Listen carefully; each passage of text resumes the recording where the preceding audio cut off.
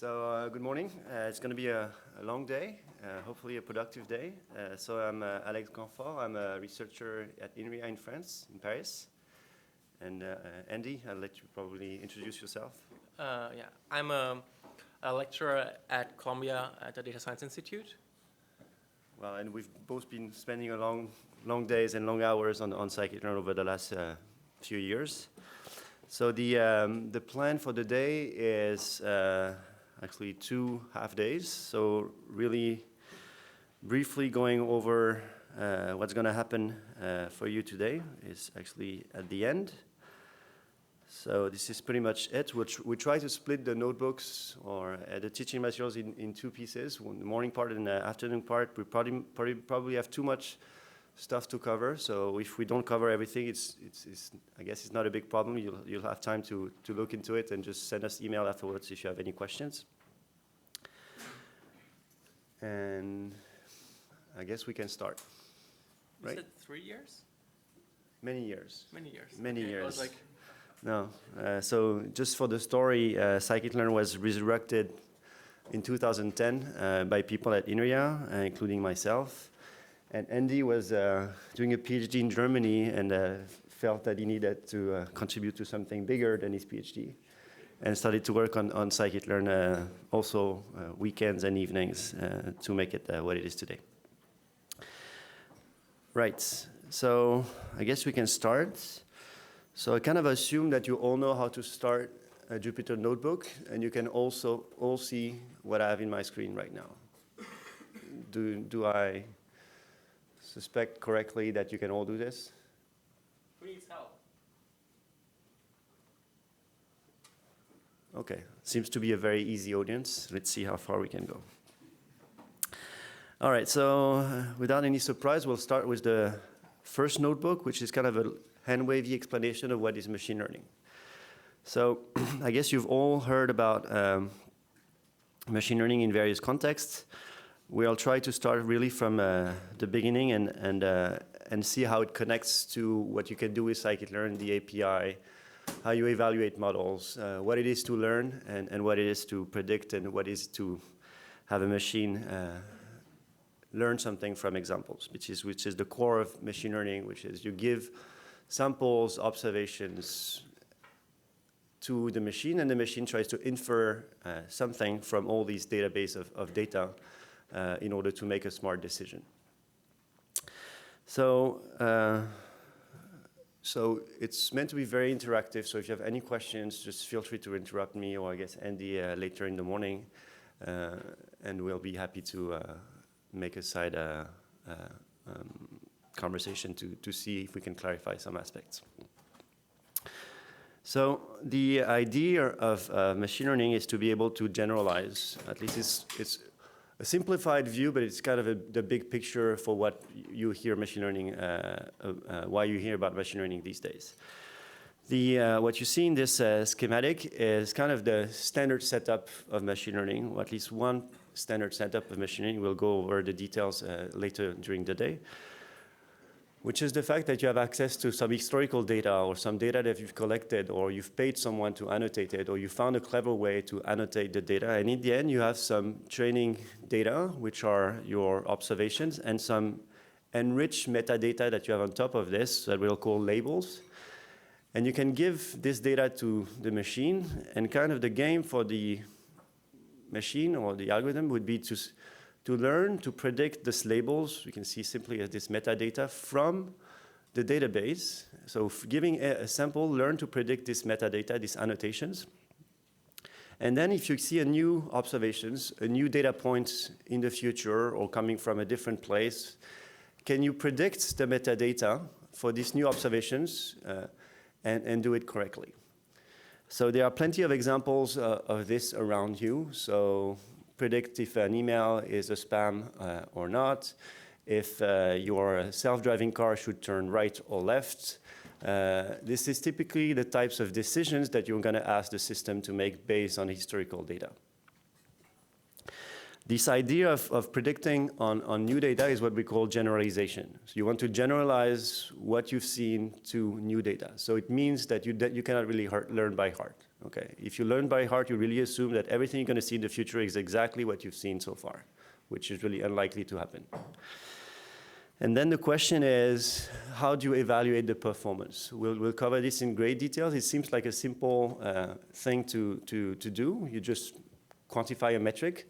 Turns out that there are plenty of ways of quantifying the metric of about the quality of performance of an algorithms. If you look on the Scikit-learn website, there's probably more than 20 metrics that you can use for evaluations that all have pros and cons. So we'll use basically today the standard ones, but depending on your application, it's kind of an open question. What's the best way to evaluate the performance of your model in order to have a direct connection between what your prediction does and how it impacts your customers, your KPIs, or whatever types of real-life metric. So in order to start simple, we'll use this very standard data set that we call IRIS. So I guess if you've read any textbook on machine learning or any scikit-learn example in the past, you've heard of this IRIS. So it's probably the first time in your life that you'll hear about IRIS. Actually, it was the first time I heard about IRIS when I started to do machine learning. It's a very classical data set where you basically have three types of irises. So different types, they're called setosa, versicolor, and virginica. And if you're like me, many years ago, it seems like the same flowers. But it turned out that for experts, they are highly different. And kind of the question is, can you learn to predict what types of iris it is based on some descriptors that quantify how each type of iris looks like? So the way we represent a database or in machine learning, we're going to be using a lot these X and Y terms over the day. Here, I'll just introduce for now this matrix X. I say matrix because it's an array with 2 dimensions. So I know there's a kind of a long debate should you use matrices with NumPy. So I don't want to go this route right now. I just say that I have a two-dimensional array we call X, where every row is going to be one observations, and every column is going to be called a feature. Okay, and typically one picture of the iris would be one row, and then one column of each of these matrices would describe how each of these irises observations are respect to a specific descriptor. Okay. So there are different types of machine learning problems. I would say there are basically the main 2 categories are supervised learning or unsupervised learning. So we'll cover both today, and actually in the notebook's titles, you do see sometimes supervised learning column, blah, blah, unsupervised learning column, blah, blah. Okay, this is kind of the way to partition your minds in these two big categories of machine learning problems. Actually, the supervised learning problems are usually the easy ones and the one that you should try to shoot for in your everyday life. Unfortunately, it's not always possible. And the unsupervised learning can be actually pretty necessary in some contexts. We'll give examples later. All right, so I start from the standard, very classical supervised learning problems. So supervised means that your database is annotated. So someone spends some time putting labels, annotations, something to enrich an existing database, which is typically the information that you would like to be able to predict. Okay, so if I take this example that I see, the second bullet that you see here, which is, for example, a photo.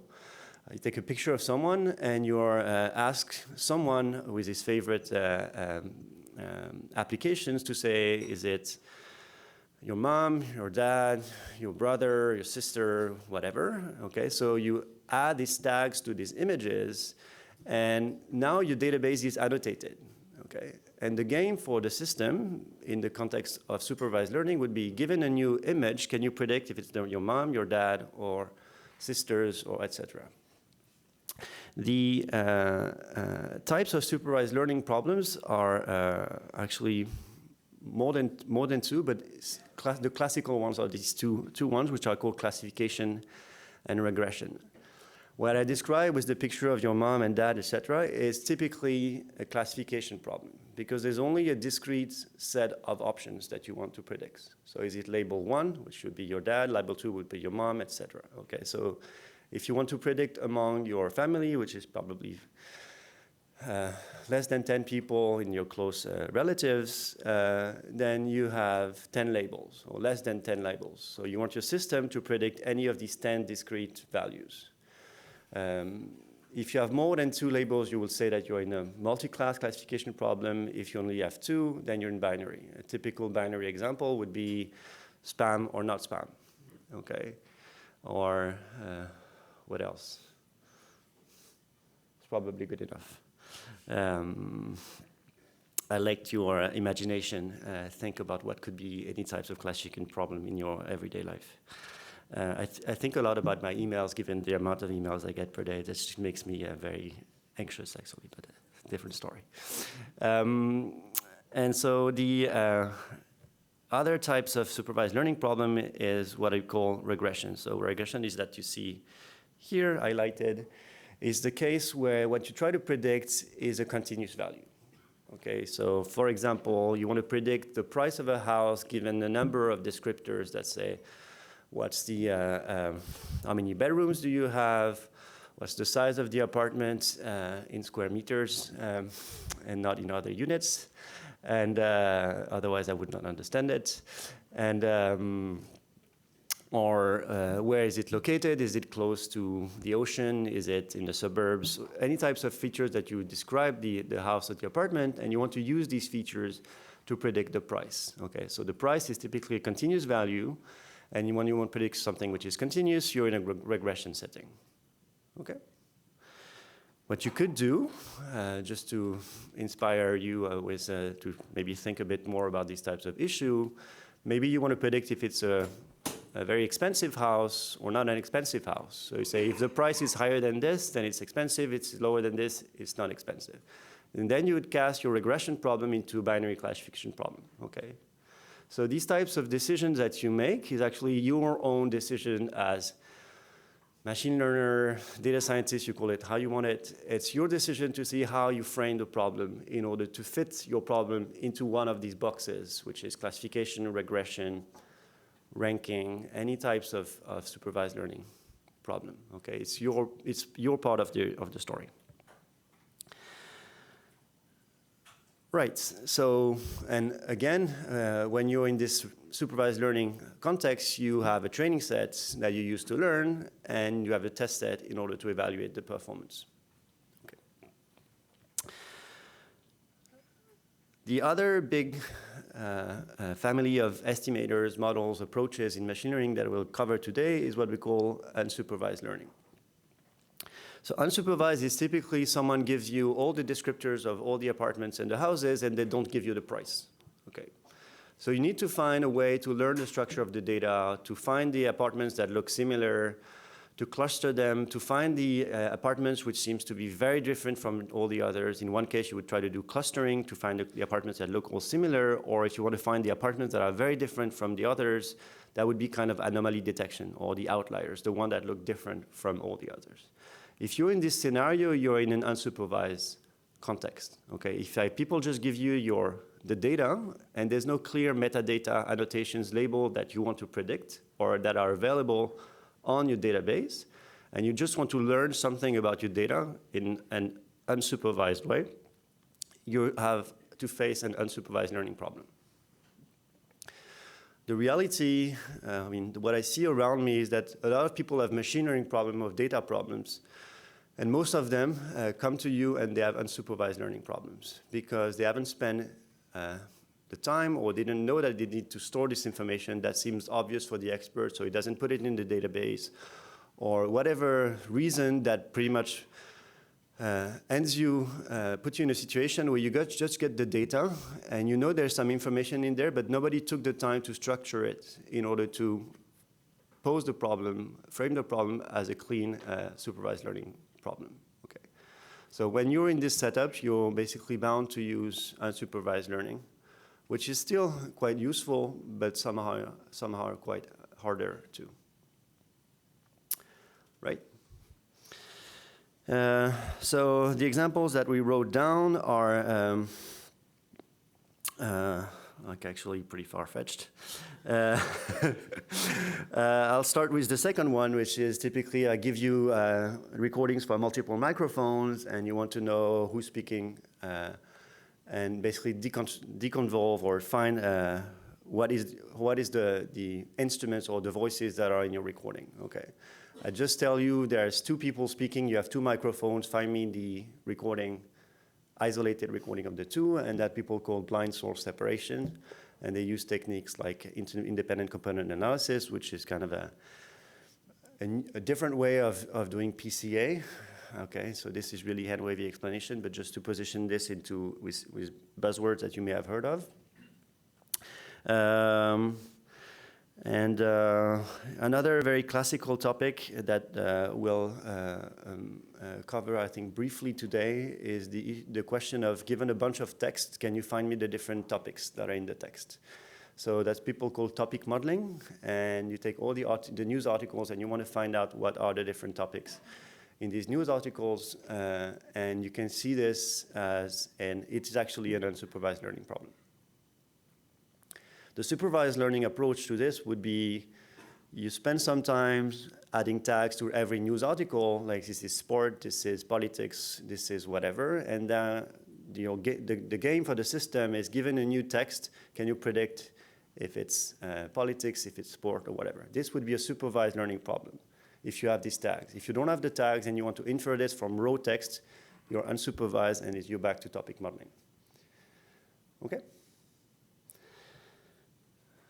So we try to assemble this schematic that tries to partition the world in these two subworlds, which are the world of unsupervised learning and supervised learning. So I start to introduce some jargon, machine learning jargon, that you will see a lot more during the day, hopefully for the ones of you that are not ML exposed people and they have never heard about this dimension reduction, anomaly detection, clustering, and all these concepts are new. All these jargon which will hopefully be clear to you by the end of the day. So clustering would typically be the task of find me all the observations that look similar and go from 1 million points, 1 million observations to 3 classes that are somehow consistent according to some metric of consistency. Dimension reduction, if you have data in very high dimensions and you want to visualize them in 2 or 3 dimensions, because that's what your limited brain allows you to do. I say our limited brains because my brain is the same as you cannot see in more than 3 dimensions, so no offense.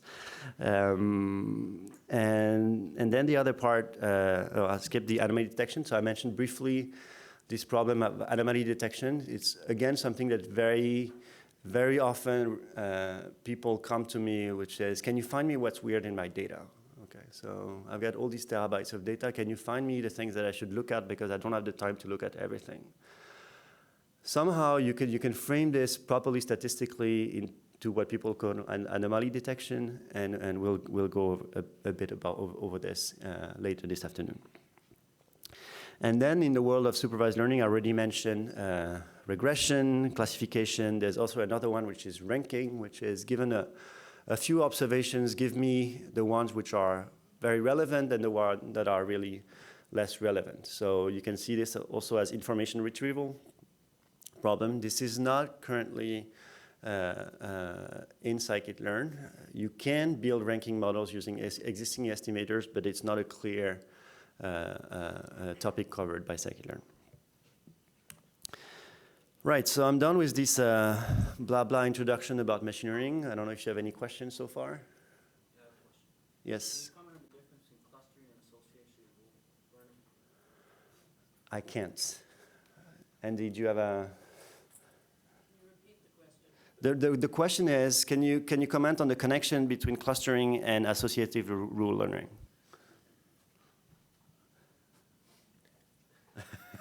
Yes. One is in Scikit-learn, one is not. I mean, basically, association rule learning, I think you usually have discrete items and you try to mine things that appear together, Whereas in clustering, you have like a continuous input space. And I think that is sort of the main distinction. And sort of clustering only makes sense if you, in a continuous space, and you usually use Euclidean distance in some sense, whereas for association rules, you look at what items appear commonly together, for example. Convinced? Okay. So if you're an expert in associative rule learning, we'll be happy to hear more about this. Okay, so this second notebook is kind of a really short introduction on scientific computing and basically the underlying libraries that Scikit-learn use, which are NumPy and Matplotlib.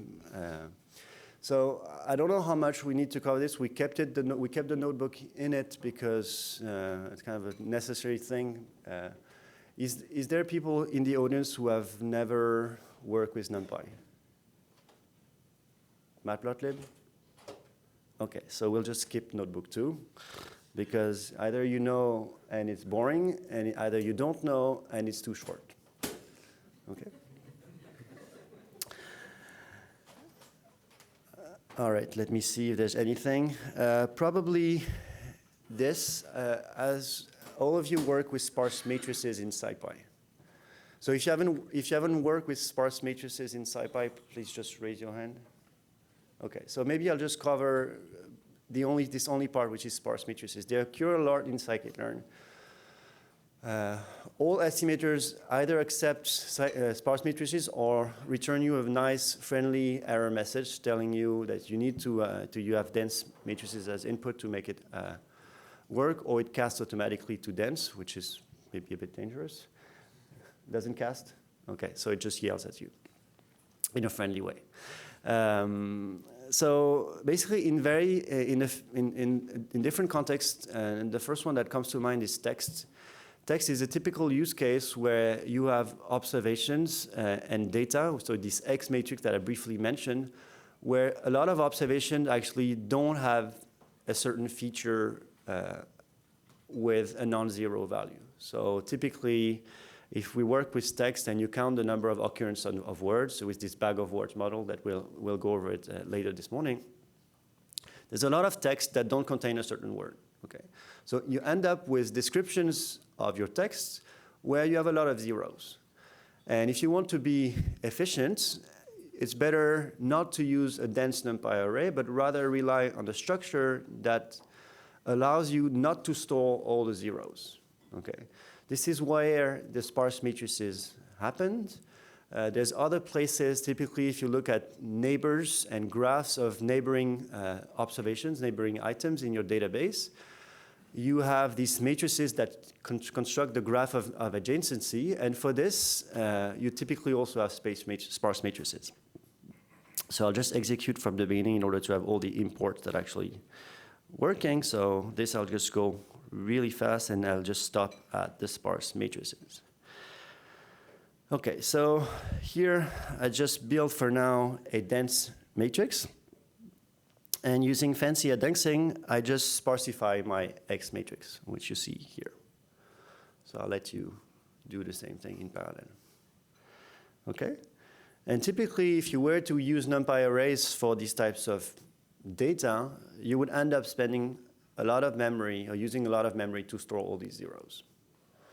So SciPy as a sparse module, so from SciPy import sparse, this is the typical way we import it, and implements a lot of sparse matrices. So for once, you're allowed to speak about matrices in the world of scientific Python, because really these sparse matrices are matrices, meaning they only have two axes, okay, so rows and columns. Okay.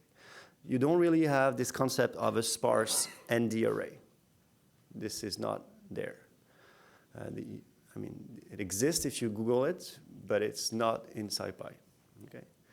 So the sparse X that you see here, you would like to store it in a condensed way. So you have multiple sparse matrices, sparse data structures, depending if you want to be able to insert fast, if you want to do dot product fast, if you want to do dot product fast with a transpose, all these types of trade-offs. This is why you have all these sparse matrices structures. The most common one is the CSR, which is the compressed sparse row matrix.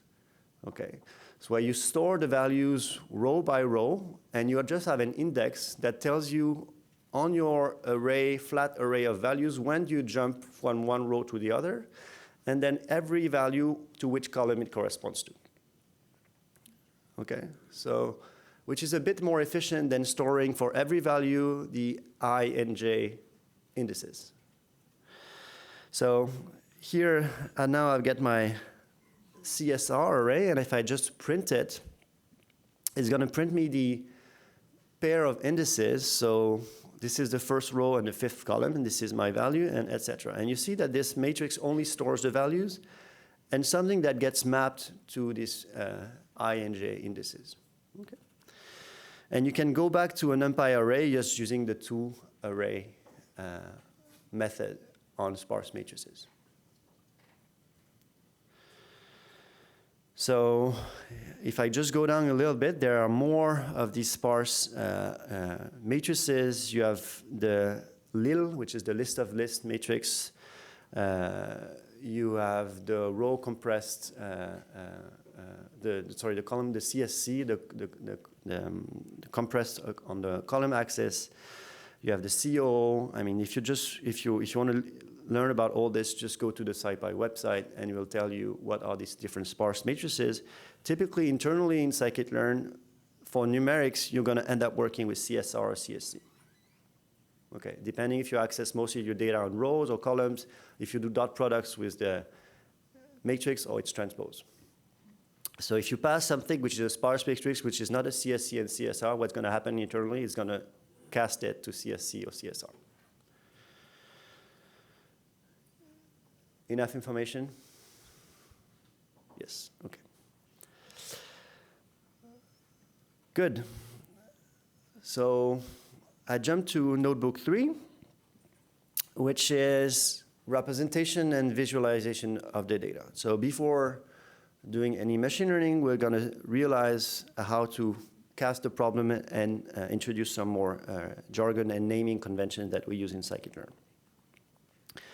So Scikit-learn has as a built-in approach to the machine learning to represent data, again, as 2D NumPy arrays, where the first row is going to be the number of samples. So the number of samples is your number of observations, your number of images, your number of texts, your number of whatever thing you want to work with. And all of the columns are the features. So the quantified descriptors that describe for each of your observations, each of your sample, their characteristics.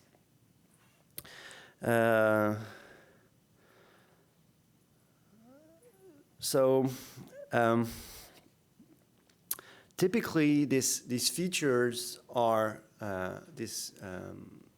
for example, if you work in dimension 4, because you have 4 descriptors of your data, this number of features is kind of fixed.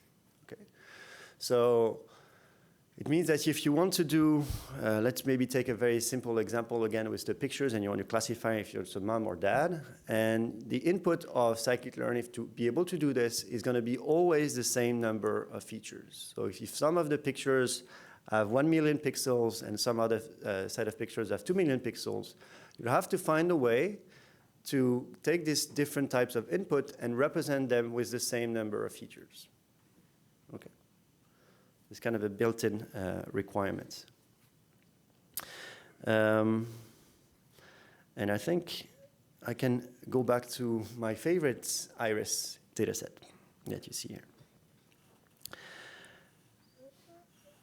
So quick question. I'm going to read it with you. Let's assume that we are interested in categorizing these new observations. We want to predict whether unknown flowers are iris setosa, iris versicolor, iris virginica flowers, respectively. Based on what would based on what I've said, or more than discussed with you, since you're very quiet, how would you construct the data set in order to predict this? Okay. What would be the number of samples, and what could be the number of features? These types of questions are the recurrent problem in machine learning and data science in real life, which is how am I going to describe each of my sample and what's going to be the quantitative feature that are going to be used by my classifier, okay, or my model in general. So maybe I need to help you out with showing you the pictures. So what could be potential descriptors in order to classify the types of flowers that you are, type of irises that we're looking at? We can take actually geometric attributes. For example, the length of the sepal, the length of the flowers, the whatever can be, you think, discriminant. This is also where somehow the expert can play a role. Because if you ask an expert in irises, and you ask him, how do you discriminate if it's an iris virginica or an iris versicolor, he's going to tell you it's simple. You just measure the length of the sepal, and that's going to be your most discriminant features. And this is how myself, as expert, I manage to classify them. Okay? And this is where the expert kind of plays a role to handcraft these features that are very discriminant or very powerful to classify accurately. So, for example, if I have two geometric attributes, then I'm going to have two features. And my samples are going to be just my number of pictures in my database. And so if I've got 100 flowers that I observe, and I've got two attributes, my X array is going to be 100 times 2. Right, so the good answer was the sepal length, the sepal width, the petal length, and the petal width, of course in centimeters, and not in other types of potential unit. Right, so in Scikit-learn we have a bunch of data sets that are easy to load, and they are in the datasets module. If the dataset is not shipped with Scikit-learn and you need to download it, rather than doing load, it's going to be called fetch. Okay, so there's a bunch of functions that are in the datasets module called fetch something, and this will typically fetch the data from wherever it is on the web. All right, so if I look at my dataset, there's a number of keys. So it turns out that this dataset is a bunch object, but you can see this as a dictionary where the keys are just available as attributes. So the iris keys are the target names. So these are going to be the types of flowers, so versicolor, virginica, etc. The target values, so what we're actually trying to predict, the data, so the descriptors, and the feature names. So if I now execute this, it's telling me that the number of features, so if I just do iris the data shape, and I just get the number of samples and the number of features, I've got 150 samples and 4 features. And if I take the first row of my NumPy array by doing just iris the data square bracket 0, I get the first 4 values. And you see that during data acquisition, the expert clipped at the first digit. Okay, so this data is a typical use case where you see that the measurement was done at a certain accuracy. You only have 1 digit. This is not a NumPy configuration that only shows you the first digit. This is actually how it's stored in the data. And what I have in my data, besides this data attribute, I've got the target attribute, which is the thing that I'm trying to predict. So I've got 3 types of irises, and these are going to be typically described by 3 integers, which are 0, 1, or 2. Okay. These are the things that I'm going to try to predict. So you can see as 0 being probably, so 0 is going to be setosa, 1 is going to be versicolor, and 2 is going to be virginica. Okay. And since this data set is a very somehow artificial data set used mostly for teaching, it's a very perfect data set, meaning that you have got exactly the same number of samples in each of the 3 categories. So I've got 50 samples for each of the types of flowers.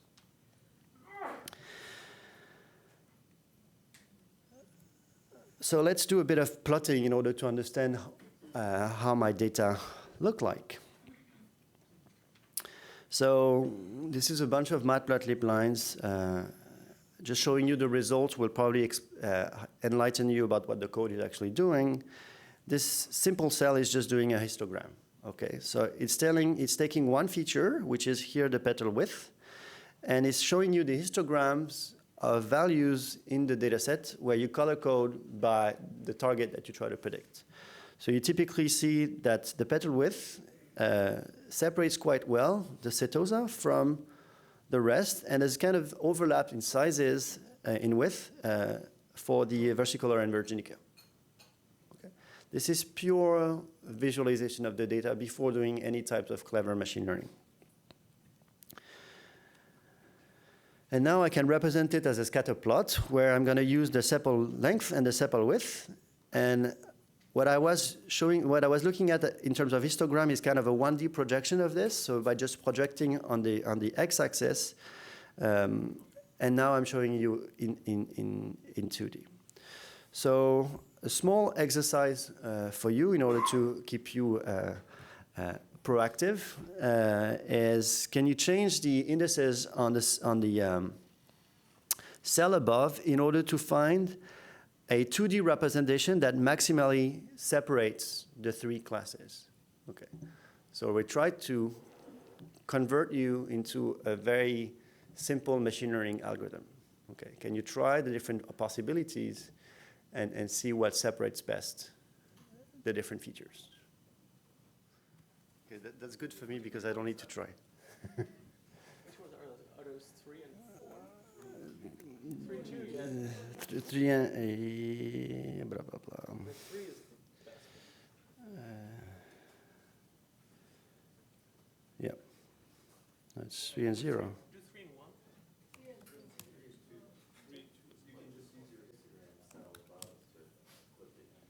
1. Yeah. Okay, 3 and 2. Agreed? Okay, this is not a quantified answer. This is a really hand-wavy. Okay, so we could try to quantify this in a proper way, but that pretty much would bring actually an algorithm, which is not, we're not there yet. Okay, so if you know pandas, there's actually a way to do all these pairwise scatter plots in one line, which is what pandas calls the scatter matrix. So it's basically doing in one line what we did above, which is the histogram of each of the features and all the pairwise plots, where here the color is the class label, and you see the interactions between the sepal length and the sepal width. And yes, so I guess you see that 3 and 2, which are this plot, is actually something that seems to cluster the most cleanly the different colors. Yes? Why are we restricted to using only 2 features? You could use 3, and then you will have scatter plots in 3D, and you will have to rotate around to see something. It's just a matter of your eyes that can really accurately and efficiently look in 2D and not really more. But I mean, an algorithm which is operating on these features should be able to. Of course, and typically, if you use an algorithm to do dimensionally reduction, so in higher dimensions, and it will just find a way to project, or in a linear or nonlinear way, will find a way to project a bunch of features, more than 2, and expose them to you in a 2D representation. Okay. And so if you want to learn this automatically, you will do this in the higher dimensional space. But it's always a good idea to actually look at the data to see what's happening. And looking at the data is only possible in 2D or 3D. But yeah, if you want to do it automatically, you will do it in whatever 100D, 10,000D, whatever you have.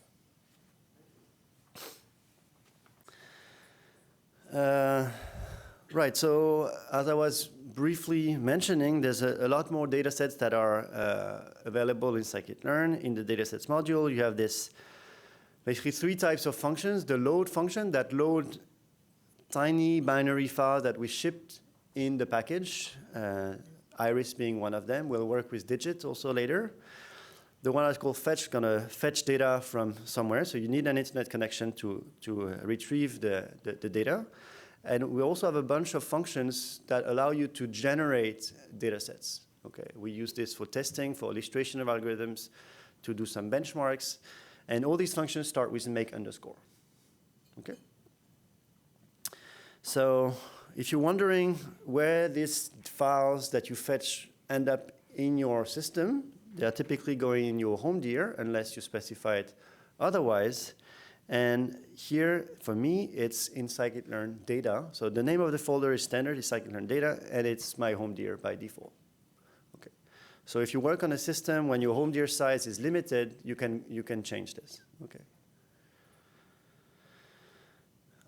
Right. So one more data set that we'll use extensively during the day is the digits data set, which is a data set of images, which are 8 by 8, and every image is just a written digit. Okay, so we'll have 10 digits from 0 to 9, and we'll do classification, clustering, visualization. We like these data sets very much because it's very visual, so you can really see with your eyes what the algorithm is somehow doing. Okay, so the data here is just 64 integer values for the first image, for the first digit. And here the targets are between 0 and 9. Okay, so it's a multi-class classification problem, typically with 10 classes. If your problem is try to predict which digit, you have a 10-class, multi-class classification problem. So in order to visualize this and also make you practice a bit about matplotlib, I can take these 64 integer values, which are just pixel intensities, and visualize them as images, which is what this cell is doing, and it's showing you basically your database. Okay, so this is low resolution images. Again, it's low resolution because we ship it with the package. We don't have to put 100 megabytes of data on SciPy when we push Scikit-learn. We're trying to be reasonable. So this is very low resolution, but still good enough to test and visualize things. Okay, and you can basically see that by using this low resolution, we still can read the numbers, the digits. Okay, can I move on? Yeah. So illustration of the make data sets, make functions in the data sets, which is the make S-curve. And this is typically a standard toy machine learning data set that you will find in a bunch of ML papers where people are typically trying to recover the underlying structure, latent structure of the data set just from these observations, which are these tiny dots. Okay, and we'll use this in the context of nonlinear dimensionality reduction. So what I propose here is that you spend 5 minutes to play with one of these data sets, so which is the face Olivetti data set, which is, again, a data set of images. So can you fetch this data and typically visualize a sample using the types of line that we typed about with matplotlib? Okay, so ideally you should see a friendly face when you do this. And of course, you can look at the solution if you don't know where to start, and you're better off using your time trying to understand what the solution does. Maybe one more comment about a question that we get all the time. So there's nothing special about the data sets we ship with Scikit-learn. You can use any data as long as you can put it into a NumPy array. So we have this structure with data and target and something like that, but Scikit-learn doesn't depend on these data sets in any way. So you really just need a NumPy array with your data. That's all you need. To do this with you. So basically, if I get a data set with the fetchers, it's the same types of object. It's a bunch object with target and data. So if I look at data.shape, it's this size. So this is typically the number of pixels that there are in my image. So what's the size of the images? Don't remember. 64 by 64. Okay.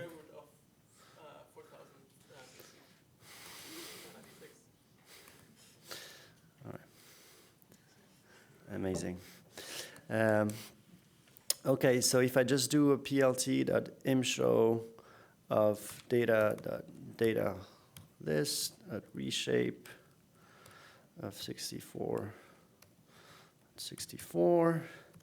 cmap plt.cm.bone.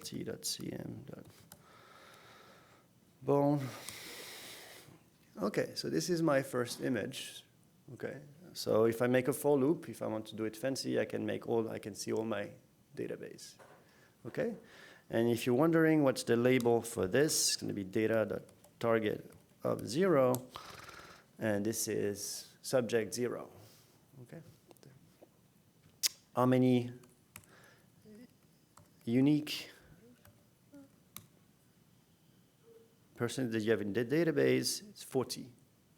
Okay, so you have 40 labels. And this is your database, and if I just do bin count, I've got 10 images in each of these 40 categories. Okay, so this is not big data. Okay. I don't want to enter the debate of what's big data or not, but anyhow. All right, so if you just comment out this load and just execute this cell, which basically just do a for loop to show you a bunch of images, you see the friendly faces of a bunch of people. Okay? Any questions? So really the take-home message of this is, in the end, if you want to use Scikit-learn, you need these types of 2D arrays, which are your number of samples, number of features. Here the features are pixel values. For iris, it was geometric attributes. You need to cast your problem in this. Okay? So I guess we can move on and start progressively going towards ML objects. All right, so training and testing data. Now I assume that you have, for example, this Olivetti data set, or this digits data set, or this iris data set, and you have your X, which are your data, and Y, which is what we call targets in the data set objects. Okay? So targets is what you try to predict. Okay? This is what you're aiming for. The data sets needs to be split into train and test. Any idea why we need this train and test? Yes? Yeah, so it's related to the concept of overfits, and also related to somehow related, it's also connected to what I just said before, which is this idea of learning by heart. You want your system to be able to generalize to new observations, okay? If you don't keep some data out, basically the algorithm, what it could just do is learn by heart all the data set, okay? And you don't want this. So by splitting the data into train and test, and giving to the estimator, your machine learning system, only access to a fraction of data we call the training data, and evaluating the performance on test data, so left out data, then you're in a setup where you truly evaluate what your system can do on new data.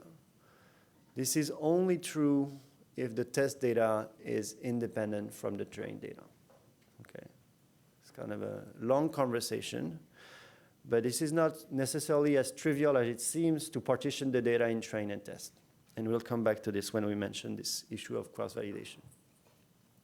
So here, I assume that every image is independent from all the others, and I can just take the first 80% for train and the last 20% for test, and this is okay. Okay, so I introduced the first Scikit-learn classifier, where it's a classifier because it addresses classification problem. Okay, kind of natural naming. And so in Scikit-learn, you will see that some estimators are called regressors, and they are because they address regression problems. Right, so here I just instantiate a classifier. So k-nearest classifiers is an object that I can instantiate here without any parameters. and I get a classifier instance of the k-nearest classifier class. So here, this is my target that I'm going to be trying to predict. So I'm working with Iris. So you know now that Iris has 3 classes. I'm not going to rename the name of the irises, but it's just 0, 1, 2 for my code right now. And in order to partition the data into training tests, we have a very convenient function which is called train test split. So train test split is a function that you will find in the model selection module, which is the module that contains functions and objects that are related to selecting the right parameters, quantifying what's the good model, all the things that are related to the quantification of performance and the selection of hyperparameters, you will find it in model selection. Train test split has the following signature. It takes x and y, and then different parameters, which is the train size. If it's a float between 0 and 1, that's going to be a fraction of train. And here, if I use train size of 0.5 and test out of 0.5, without any surprise, it's going to take 50% for training and 50% for testing. Would there be any reason not to use all the data? I mean, why can you specify both? If I specify only the test, it's going to take the complementary part for training. Okay, I don't have to specify the 2 values. Is that a question? Yes. Sometimes you want to subsample if you have too much data. Yeah. Yeah. So sometimes, so just to repeat for the camera, so sometimes you want to subsample and not have the entire data in training tests. You want to keep some data out because you have limited patience or limited computational resources. All right. So now if I just have partitioned my data, I have now a train X, train Y, and train Y and test Y. Okay, and there's a match between the rows that have been selected for training and that are the same for X and Y. Right. So this is completely random partitioning.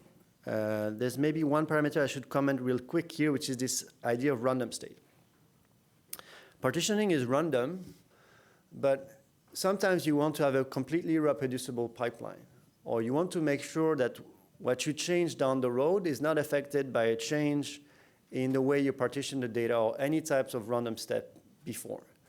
So it's a good practice to fix the random states for the parts of the code that you want to keep fixed and deterministic, despite the fact that the operations is by itself random. So that's related to the concept of fixing the seed, or in NumPy jargon, the random state. Okay. So if I fix the random state, it means that every time I run this cell, I'm going to find the exact same output. Okay. If I change these random states and I put a different number, for example, 42, which you will find at many places in Scikit-learn, we like random state which are equal to 42. You will find a different output, okay?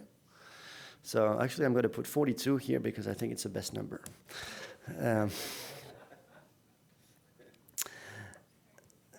If you want to submit a pull request and changing to 42, I'll be happy to merge it. Okay, so this splitting is completely random. And it means that, for example, if you have a binary classification problem, it can happen that you have a slightly more class 0 in the train set than, the proportion of class 0 is slightly bigger in the train set than in the test set. Okay, so, if you have a lot of data and very balanced problems, this is not really an issue. But sometimes you want to make sure that every split in data has every class that is represented and with an equivalent and fraction for each of the classes. Okay.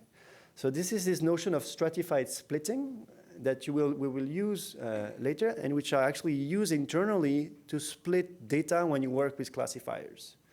So if you use classifiers, our default way of splitting between train and test is stratified splitting. So we try to make sure that all of the classes appear in the same fraction in train and test. Okay. Oops.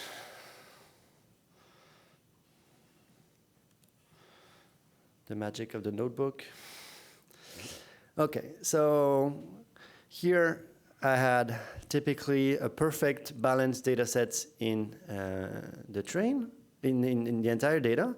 But then in the training, I don't have exactly the same proportion of each of the class, okay? Now if I pass the stratify argument into train test split, then magically I've got 1/3 of the samples in both of the splits that are in each of the 3 classes. Okay. Typically, if you don't pay attention to these details, you can have some variations in the metrics that you use for validation, and you might draw some conclusions that are not completely controlled due to this issue of not perfect balancing of your classes. You may also end up with like crash in your code. Typically, if you do a random split and you're really not lucky, and there's some class that never appeared in the train set, and you have a new object which is in a class that was never appeared in the train, there's no way your classifier can predict this class because it has never seen it, and you have a very huge errors just because you were unlucky in your train test split.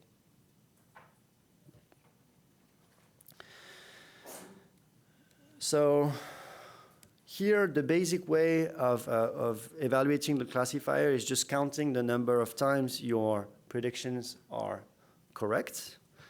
So this is what we will refer to as accuracy.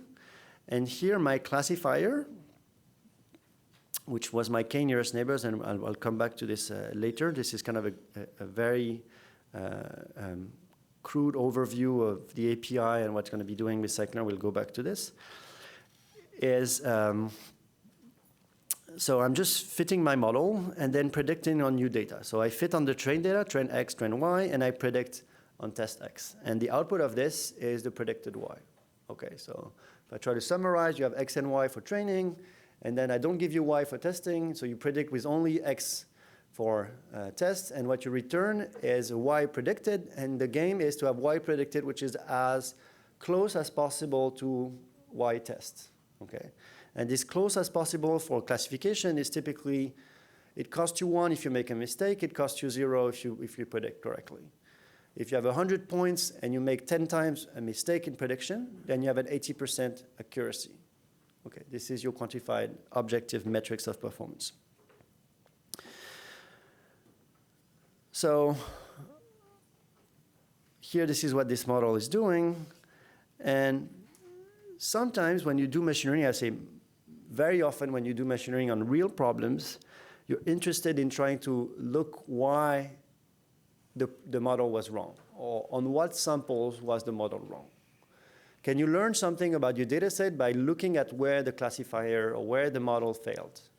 And this usually brings you a lot of information about what needs to be added to the training set so this error never occurs again, or what do you have to understand on this sample that is unique.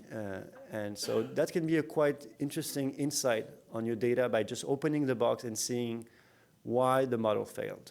So I guess keep this in mind. I mean, this is basically true if you have samples that you can eyeball or you have somehow a way to visualize them. It's not always possible. Sometimes you work in very high dimensions with features that don't make any sense to a human, and you cannot really open the box, okay? But if you work with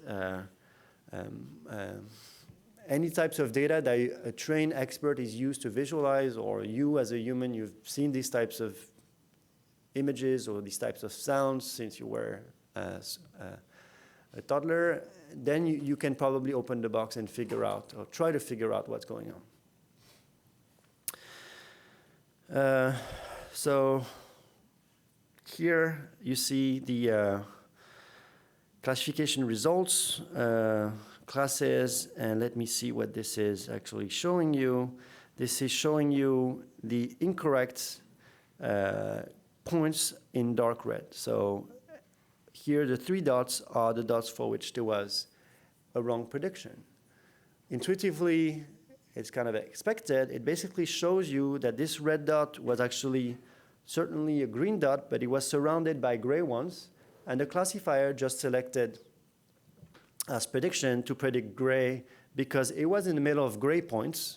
So when you're close to gray points, then you're very likely to be gray, but sometimes it's not the case, and you end up making mistakes. Okay? This is a built-in limitations here of the way we represent the irises. Okay?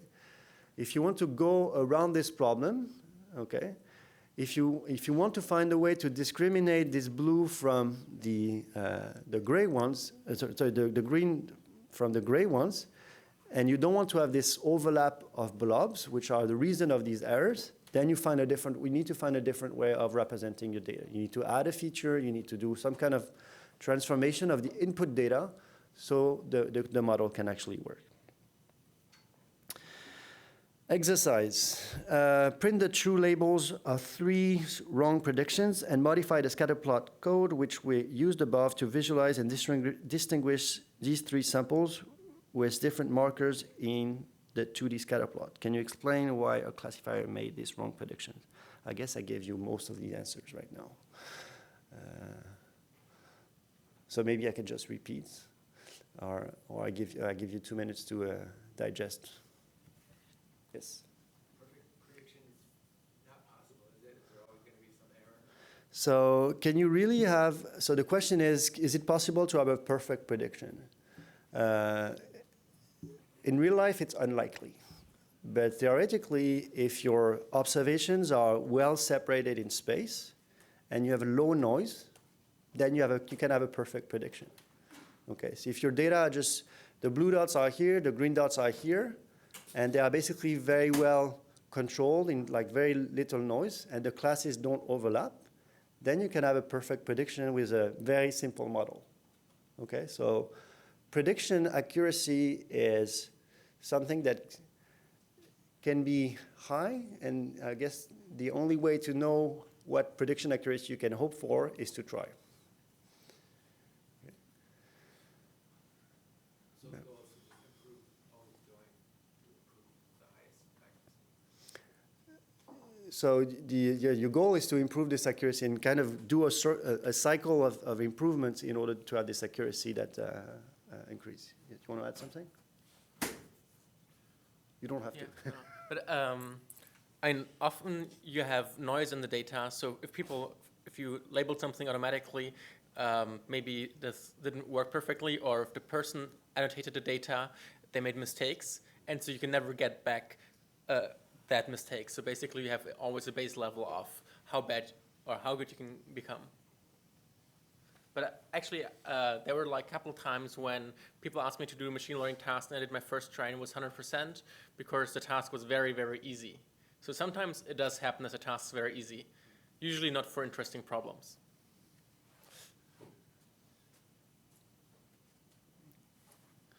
So yeah, so I was saying that there was a green here. That can be either the features are limited or just a problem of annotation. Okay.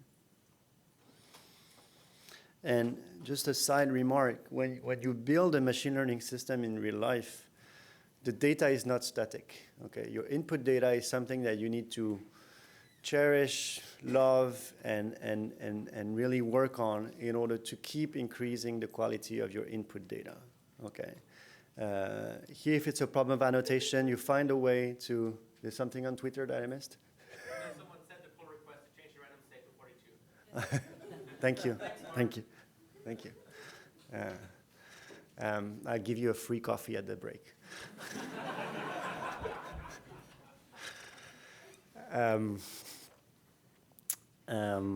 So what I was saying, yes, I was.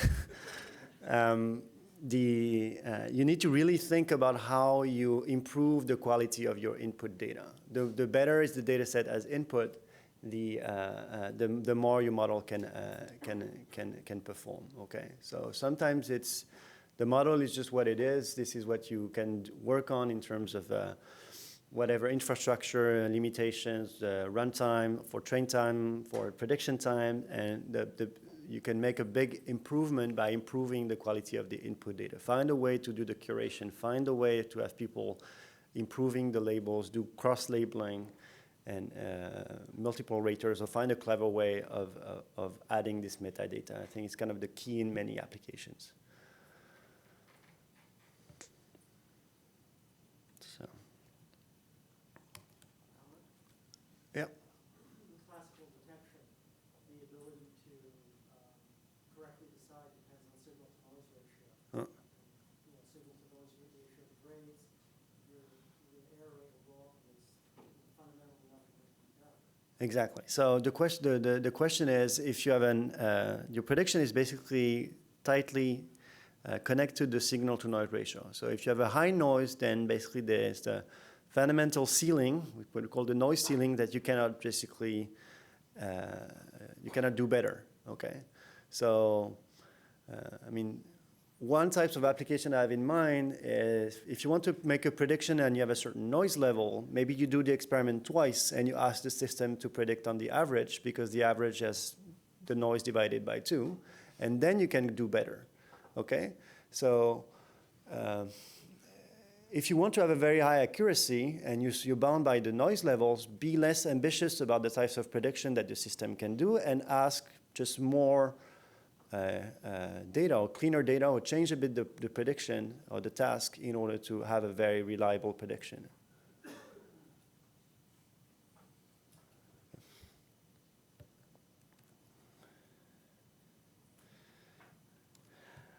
Right.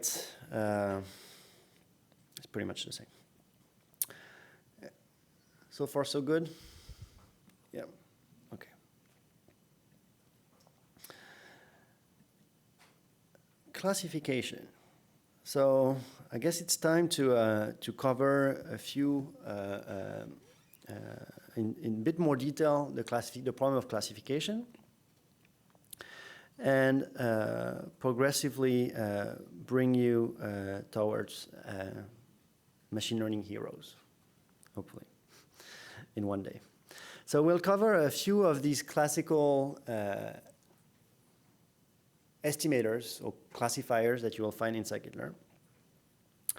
So here I'm going to illustrate all this with simulations, simulated data. So I'm going to use a function that's called make underscore. So from Scikit-learn, from sklearn.datasets, import make blobs. And this will make datasets with blobs, where every blob is basically has a certain color, a certain label. And the game is to find a way to discriminate the different blobs.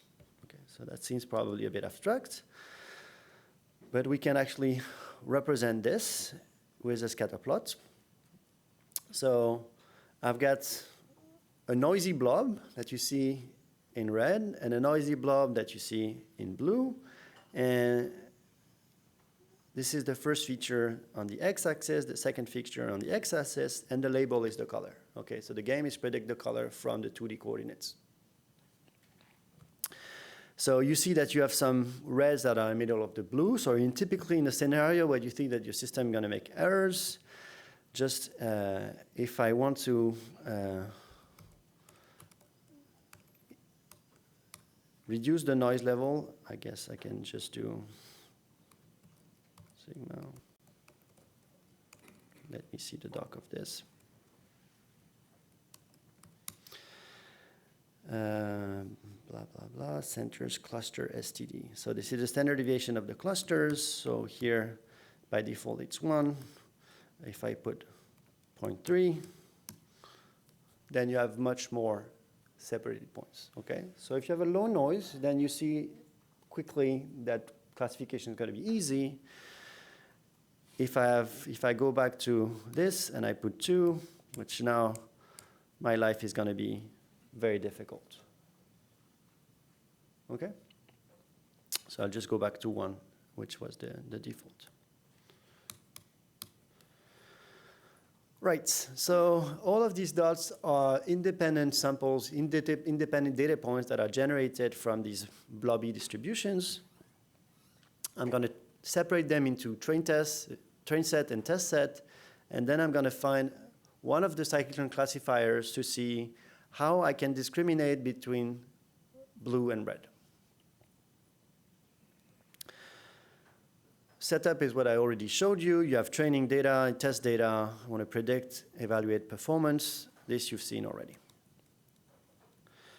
So we're going to start simple, and we're going to start, which means that we're going to start with linear models.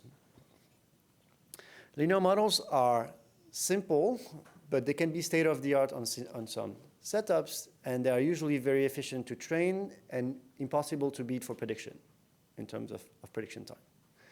So you can tell me the world is nonlinear, probably very complex, and your data set is certainly very complex, but it doesn't mean that linear models are useless. Okay? There's many things you can do with linear models. And so the basic classifier it's going to be using is logistic regression. So every time I teach machine learning, I'm in a situation where I have to explain why logistic regression is not a regression problem, regression estimators, but the classifiers. And you have these other types of misnomers in the taxonomy of machine learning estimators. This is not my fault. This is not the fault of scikit-learn. Wikipedia agrees with us. Okay, so logistic regression is a classifier. Just live with it. Okay. You can start a deprecation cycle, but it's going to take a while. Right, so I'm going to instantiate my logistic regression, my classifier. And here's my train and my target train. One remark on this code is you see it was the same before with k-nearest neighbors, k-nearest classifier. I actually instantiated an object without specifying any parameters. Okay. If you look at the doc of logistic regression, we can do this now. Oops. You see that logistic regression can have a lot of parameters as input. Okay, there are plenty of options. Kind of the strength of scikit-learn is to make sure that all the objects can work decently without having to worry about parameters. Okay, if you're not an ML expert, finding if you need to optimize your logistic regression in the primal or in the dual, if you use these types of internal solver, all this is really hard to know if you're not an expert. What we're trying to do here is to help you out and find like educated guesses on what to use based on your data. Okay, doesn't mean it's constantly optimal. It's just on average a good default.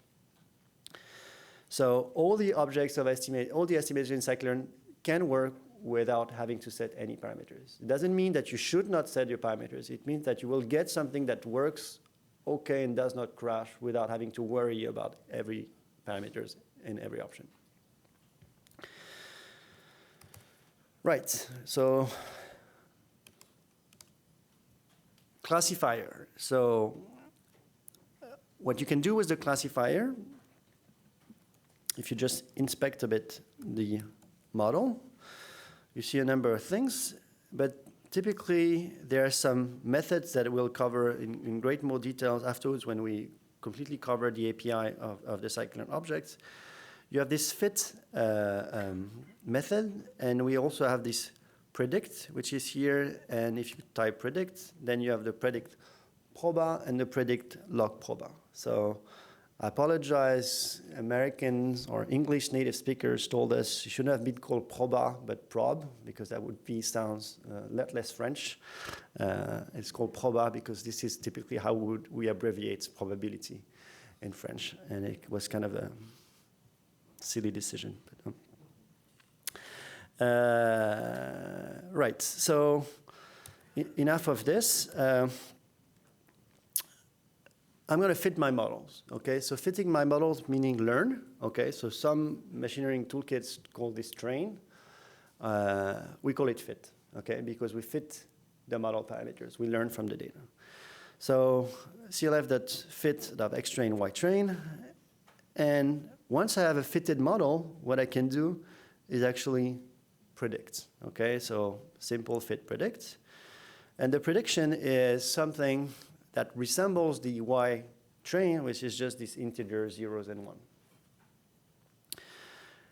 Accuracy performance is the same thing I just did before. It's just counting the number of times I have a good results, and I take the mean of this, so it's the empirical average of all this accuracy, and you see that on average, logistic regression on my data set was doing something like 40% accuracy.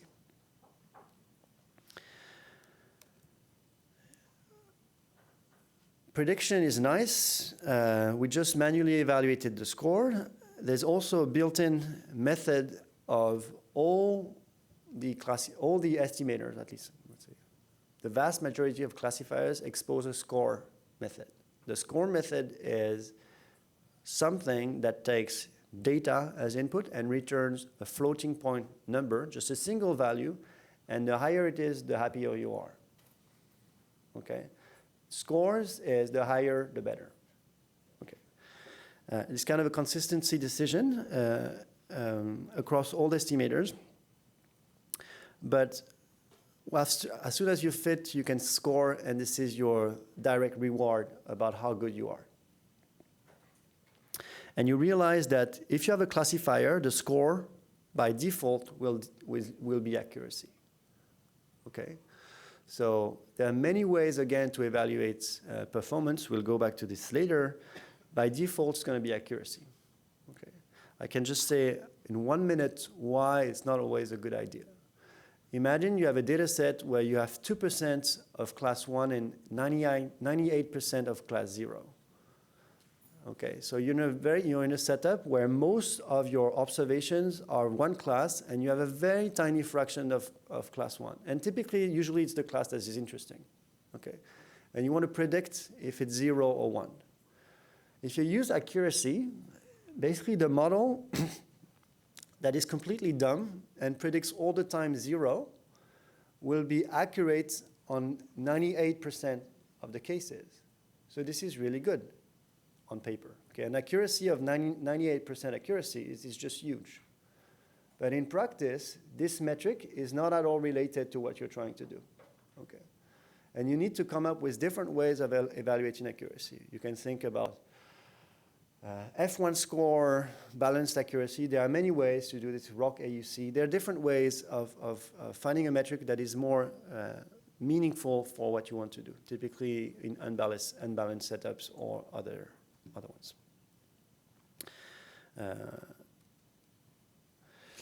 All right, score. Score was evaluated so far on the test, which is what you should be doing. But you can also evaluate the score on the training set. And if there's any logic in what I'm doing, what you expect is that the score on the train is higher than on the test. So your estimator should always be better on the data set that you use for training than it's going to be on actual left out data. Okay. So ideally, these two numbers should be close.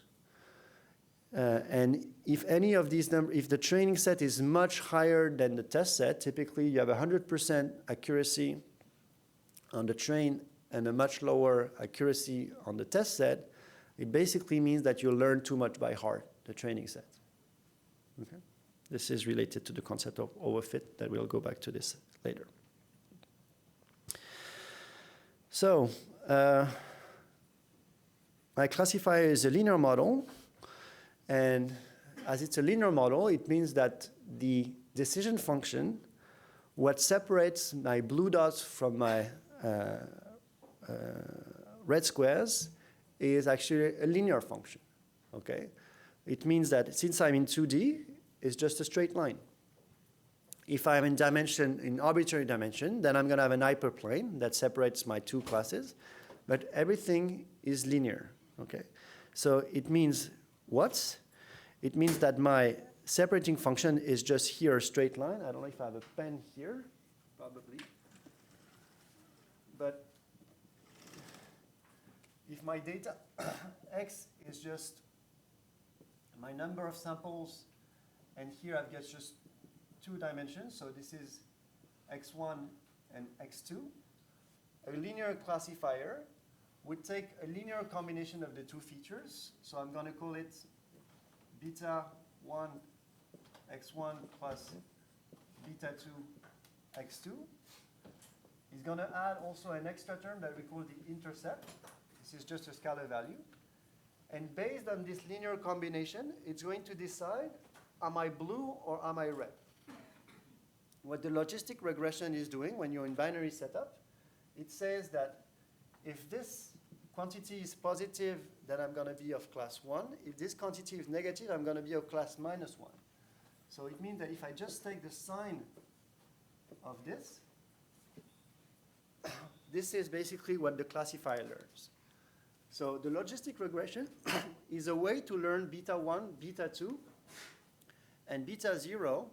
So it assembles linearly the input features, adds a constant term that we call the intercept, sometimes also called the bias. And just by doing this linear combination and taking the sign of the output, it tells me if I'm on one side of the hyperplane, or here the straight line, on one side or the other. Okay. That's why it's linear, because it's doing linear combinations of the input features. If you're wondering why, I realize I did not speak in the microphone. So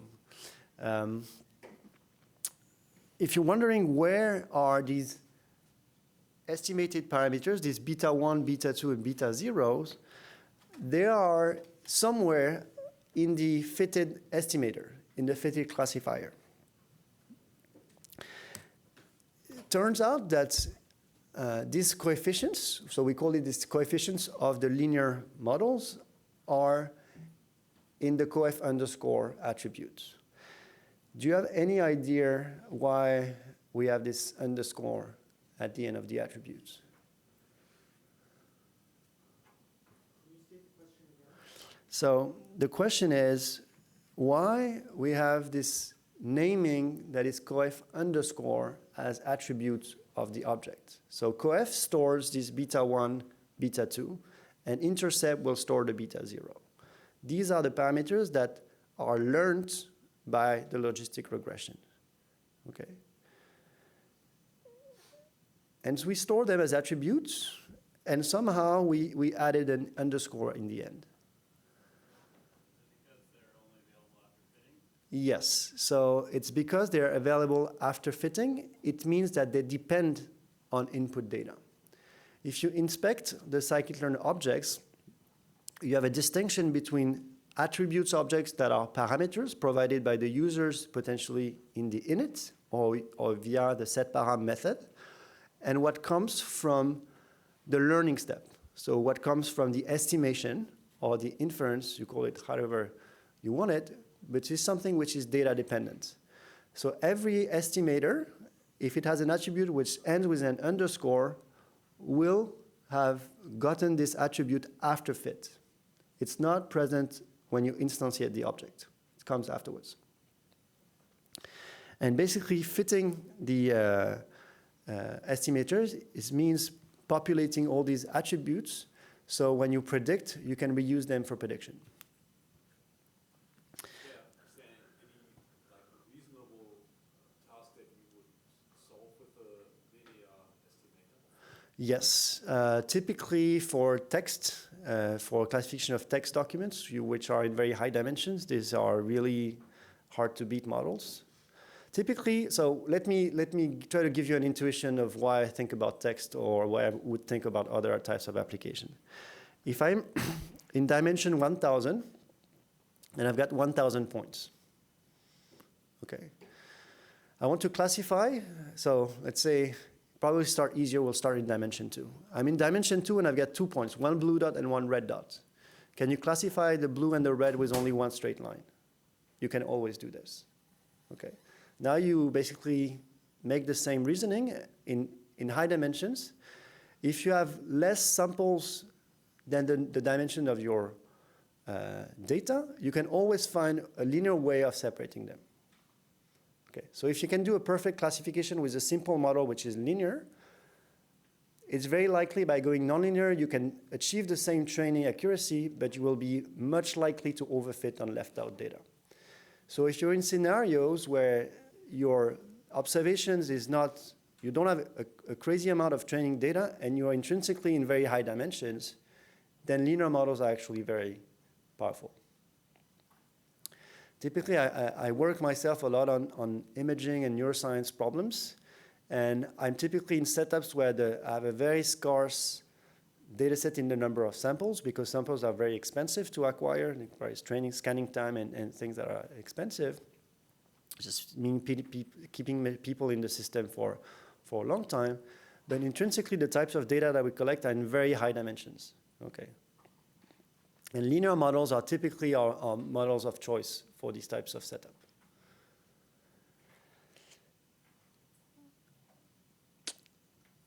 Any other questions?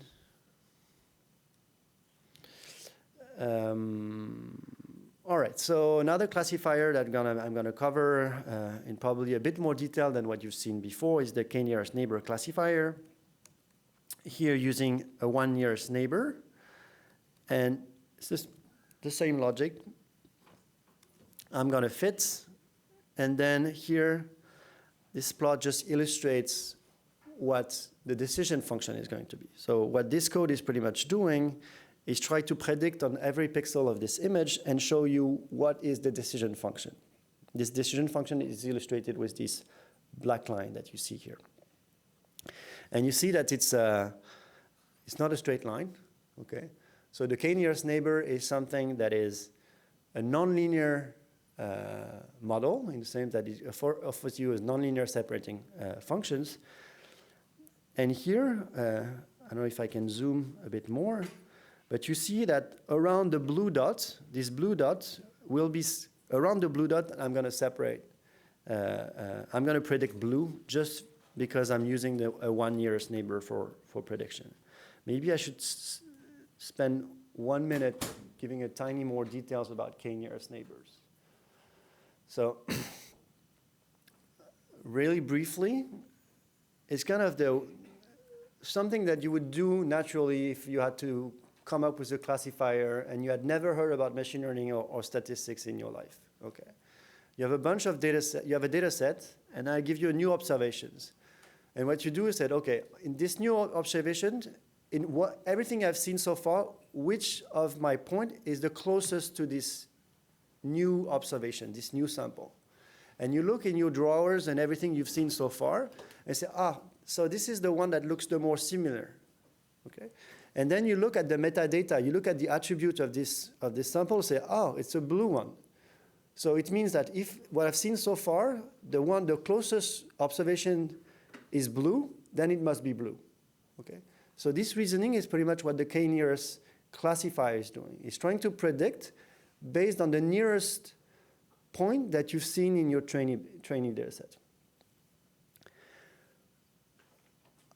Now, there's a tiny exercise for you, which is to apply this on Iris and see how the number of neighbors affects the accuracy. But before doing this, just to see if you have some intuitions behind this, here you see that the decision function is a bit noisy. Okay, you have a blue dot which is in the middle, so the decision function is kind of wiggly lines in the middles.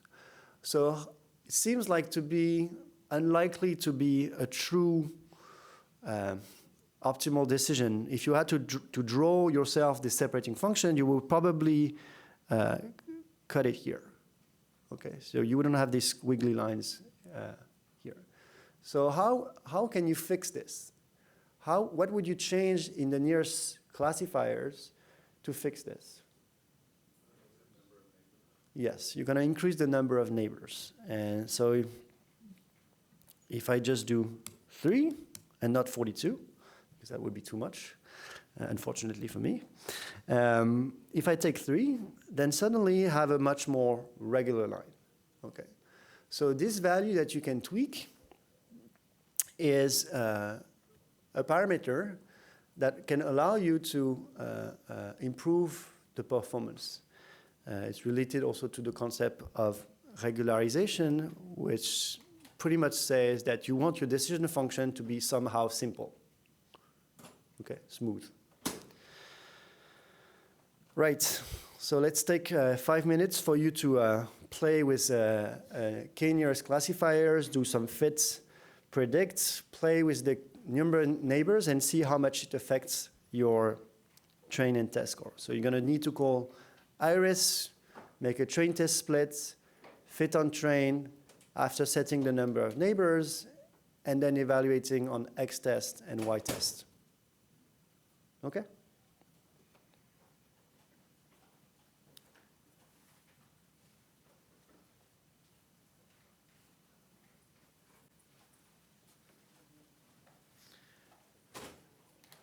And so if you want to do this with a coffee, just I guess you can do this, and if you need a break, which is probably likely to be the case, apparently, just please have your break now, and we'll continue afterwards. All right, so shall we try to do this? So from Scikit-learn datasets, import, load iris. I'm going to need also from model selection, import train test split. From Scikit-learn dot neighbors, import k nearest neighbor classifier. All right. So iris is just load iris. X is iris dot data, iris dot target.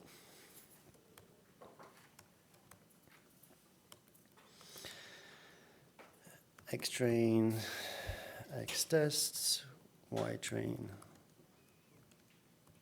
Y tests, train test split, X, Y. Let's do it by default. My classifier is going to be k nearest classifier and neighbors is equal, for now we set it to k equal 1. And I'm going to do classifier dot fit of X train, Y train, and print of classifier dot score of X test and Y test. Syntax error. Oops. All right, so k equal 1, 97. Which is pretty good. So let's do for loop for k in range of 1 to 10. This, so you see that accuracy varies, so get kind of the same performance with different values.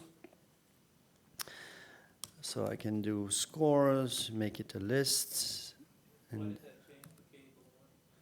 oh, no, it's k is now varying. It's. I know, but the first printout is for k equal 1, right? Ah, that's a very good point. So why is that? So I'm asking the others. Yeah, the train test split is not deterministic. So now you know that you set it to 42 and everything works. And everything seems to work too well. So that's 42 is probably too simple. Let's take this one. And yeah. All right, so it's what is test fraction? Test size. I'm going to take less training samples like this. Maybe I can go back to 42. Yes. Okay. So you change all the other parameters so you can keep 42. And then I've got my scores. Scores is this. And then I can do plt.plot of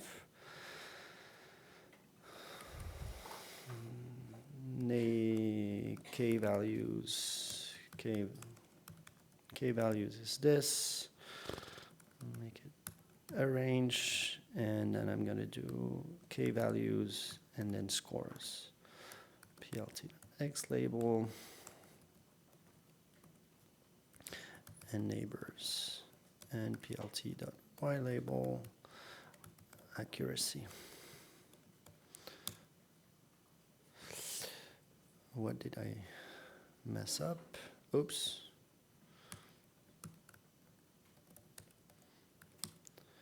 All right.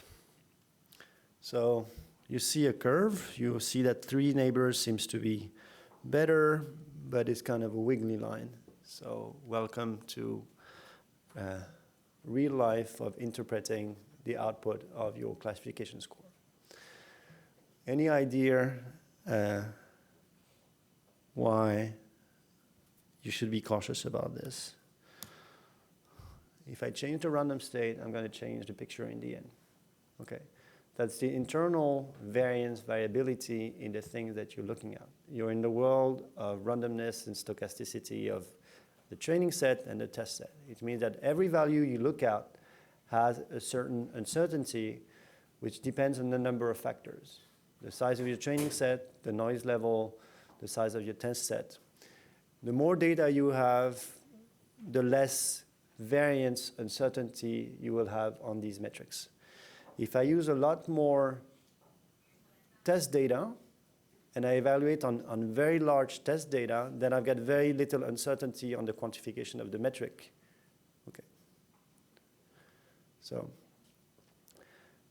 that's why when people report stochastic numbers, so random variables, it tends to be reported also with uncertainty or error bars. Okay, so what you see here is just the fact that it's depending on the way we randomly partition the data. And if I just see what the solution was pretty much doing, so something quite similar without plotting. Okay, so he was showing you the train score and the validation score. All right, so before I leave the stage to Andy, I will cover linear models now in the context of regression. So, question, yes? I had a question on the last. How come you didn't have to use the predict method? Okay, so that's a good question. The question was, why didn't I use predict? I use score, which basically does internally a predict on X test, so what was passed to score, and then evaluates how the predict output corresponds to the Y passed at the score method, and use this to evaluate the metric of performance. Okay. Score is doing this internally for you. Supervised learning, part 2, regression is the other big family of models that we're going to cover. And I'm going to start with simulated data, which look like this. So classical pattern that you would see in real data. Imagine this is x-axis is time, and the y-axis, I don't know, is the sales of your products, and hopefully this goes up, but you have some kind of seasonality, okay? So you sell more of your products in summer or in winter time, and you've got these oscillations and a trend that hopefully will make you rich when it's high enough, okay? So this is my data, and the game here is going to predict the y-axis based on the x-axis. So my function is just y is equal to the sine of 4x plus x plus some random noise that gets added to every sample. So just to illustrate, if I reduce the noise level, then I'm more like this. Okay. So when we do regression, what we're trying to find is a function that can capture the structure of the data. So can you predict what's the y-axis given the x value? Okay. This is a 1D problem. We're going to use this for illustration, but think of linear models for regression as something that can be applied in any dimension. It's the same logic. So the basic linear regression model is what we call ordinary least square, which is just to fit a linear model to the data and optimize the models in the least square sense, meaning that you want the errors evaluated as this mean squared error to be as small as possible on the training set. So Scikit-learn works with data which are 2D. X is 2D. I mean 1D, so X is an NumPy array with ndim equal to 1. Scikit-learn cannot work with arrays of ndim equal to 1. It forces you to have ndim equal to 2, where the second dimension is the feature dimension. Okay, so what this cell is doing is just adding an axis to your X in order to fit your X into a Scikit-learn X array.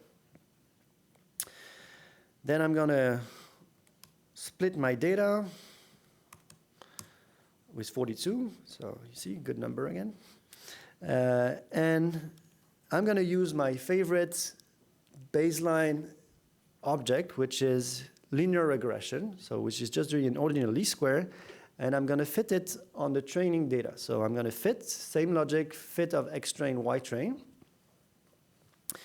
And it's a linear model, which means that it has a coef underscore and an intercept underscore that appeared after fitting. Okay, so you're in one dimension. So actually, Andy removed my nice equations that I had written on the board. It's everything that I said for classification, except that now it's even simpler because there's no sign on the output. What I'm just doing here is saying that my output y is just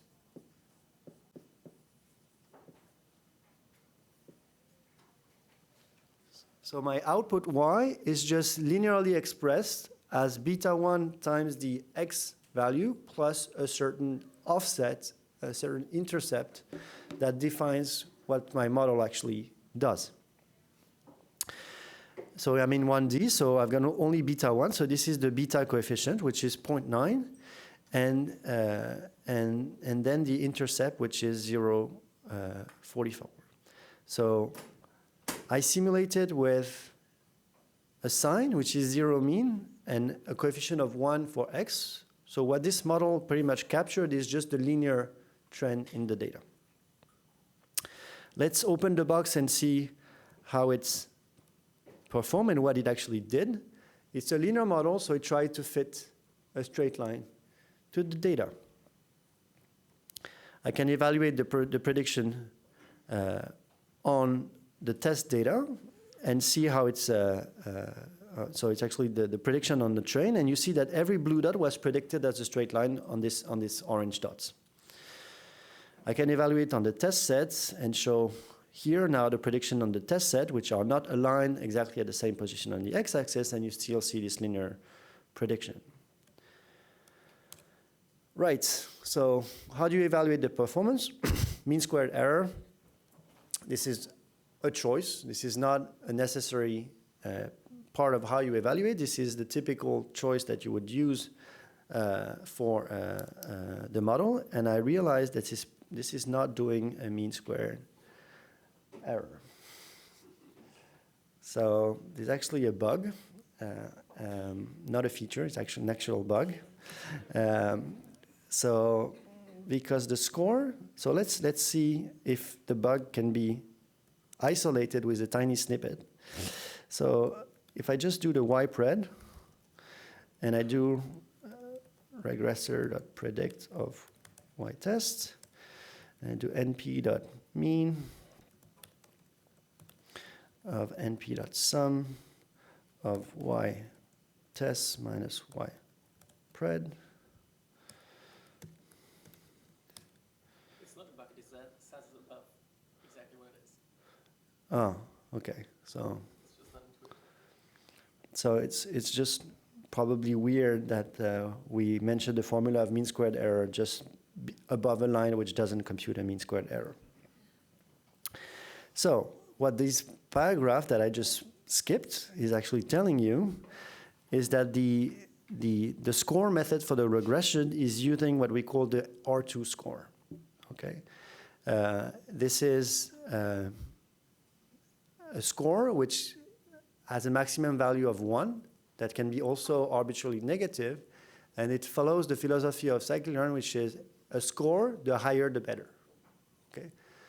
Mean squared error is an error function. So a good prediction should have a very low MSE. So MSE is not per se a score in the Scikit-learn convention, because the smaller the better. We want a score which is the higher the better. So we use this R2 score in all the regressors, and not the mean squared error. There's actually a scoring metric that is called negative mean squared error that follows this score higher is better convention. Right, so let's trash this. This is the R2, so it's 0.8. I don't know if it's good or bad. It's just close to 1, so it's probably not completely stupid. So it's just capturing the linear trend, okay? So the question is, can you add a feature, so can you construct a feature and add it to your X in order to capture the oscillation trend in the data? Okay, so how would you actually do this?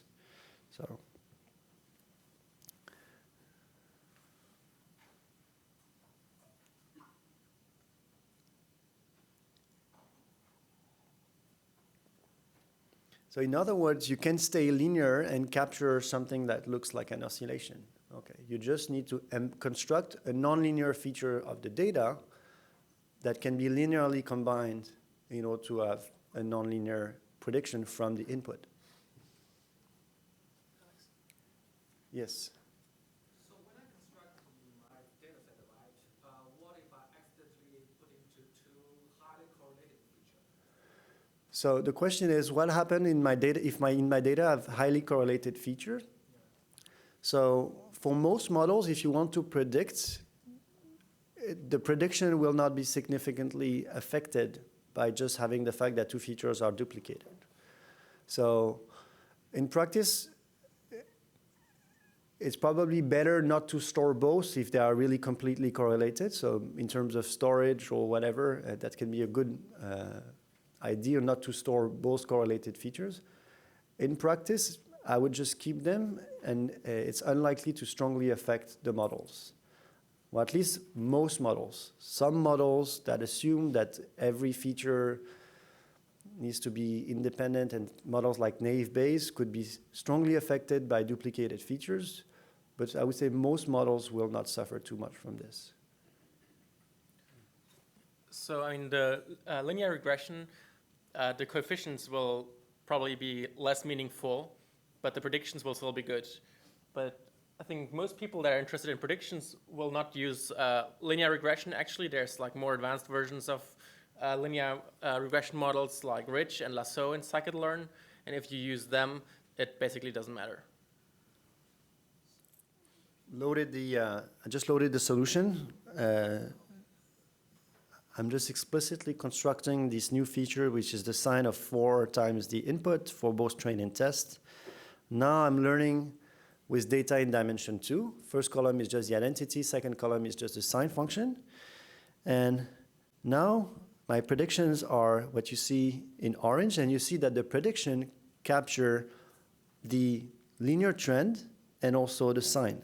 So if I look at my regressors now has coef, which are 2 terms, and they are actually both close to 1. You have the linear part, which is the identity, and the one coefficient that corresponds to the sine. Okay. So you can fit these types of nonlinear functions using linear models, provided that you have a good way of constructing these nonlinear features. Now you have much more powerful models that can capture and infer automatically the nonlinearity in the data without having you to construct this manually. Now, if you have a sales prediction problem and the seasonality is clearly 12 months, probably you can do already a reasonably good job by just adding a seasonality, which is just the year period. So real quick, before leaving the stage to Andy, k-nearest neighbors for regression is also possible. This is typically how it would look like. And this is on the training sets. So you basically predict perfectly with a one nearest neighbor. The data correspond exactly to the prediction. And if you want to predict, you're basically predicting the y value of your closest point on the x-axis.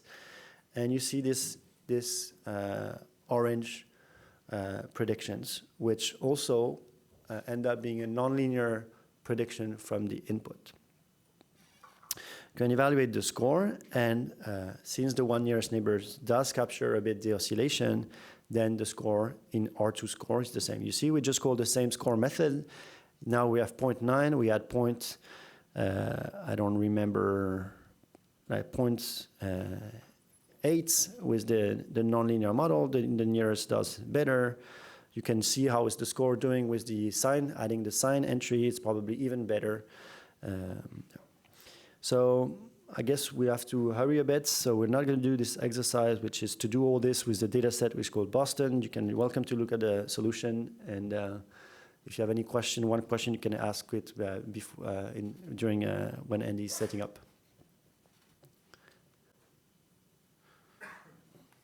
So in either you have a very strong hypothesis of why this nonlinearity is actually the right thing to do, because, for example, you have a knowledge of the physics of the system, and you know that should be a quadratic function or a sine function, and this is really the expert knowledge. In practice, if you don't know much of this, you just use a more powerful model.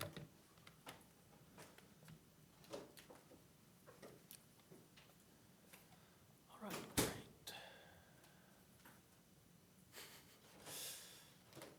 That works great.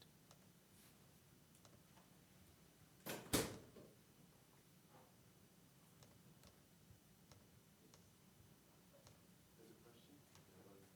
Quick question. Is the idea behind adding the sign feature that now you can also add other features, like if you go into another domain, can you add features like bridges or edges and images as such a feature? Because otherwise I would just use an optimized method from SciPy. I'm just interested in a certain regression function. So basically, what we're fitting here it's a SciPy curve fit with a linear fit in a least square sense. Okay, if I mean the context of images is probably a bit different. For images, you cannot handcraft features as simple as this. So you would typically need to use more powerful method that learn the features from the database. All right, so let's start with the unsupervised models.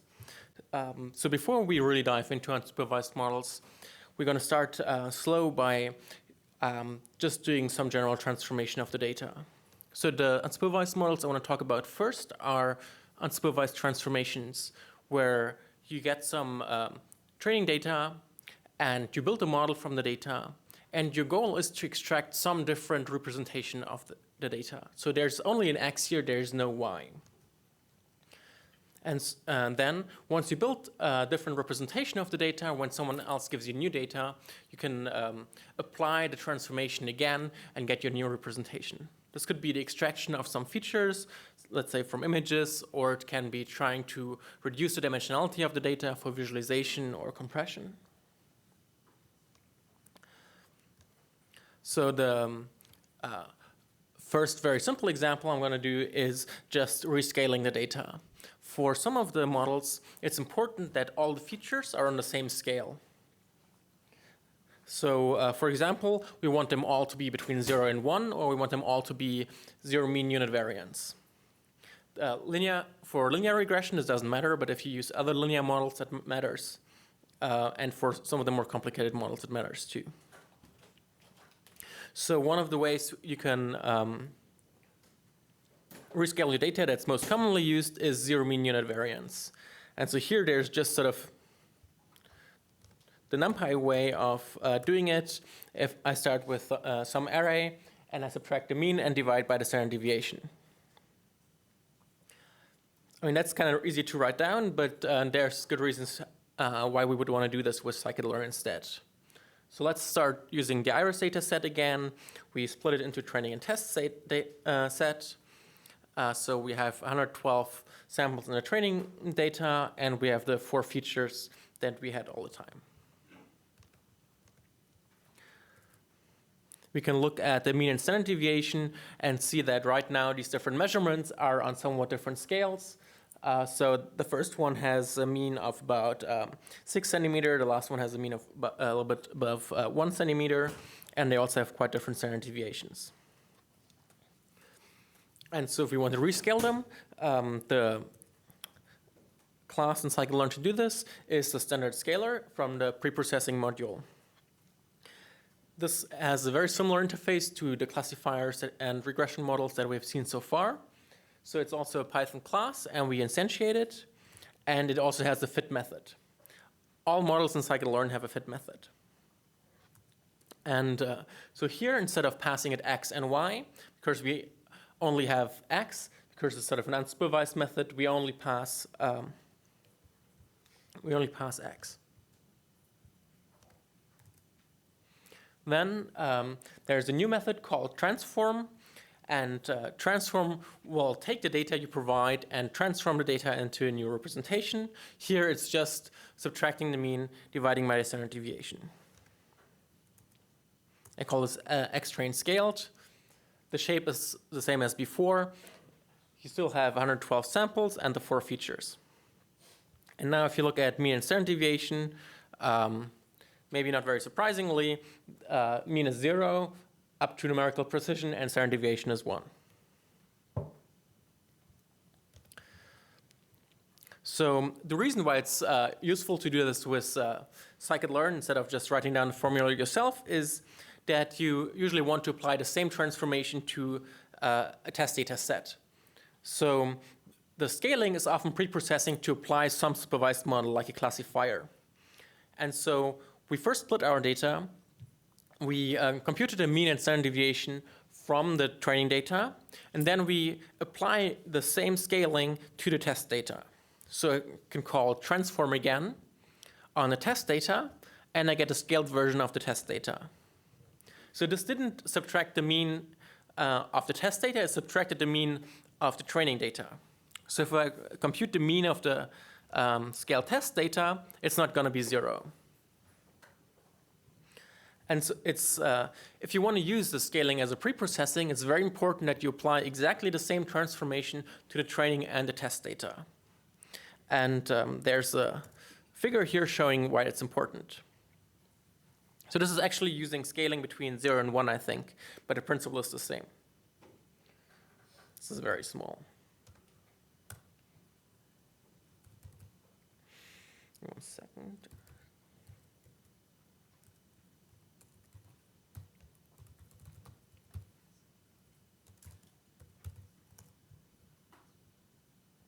There we go.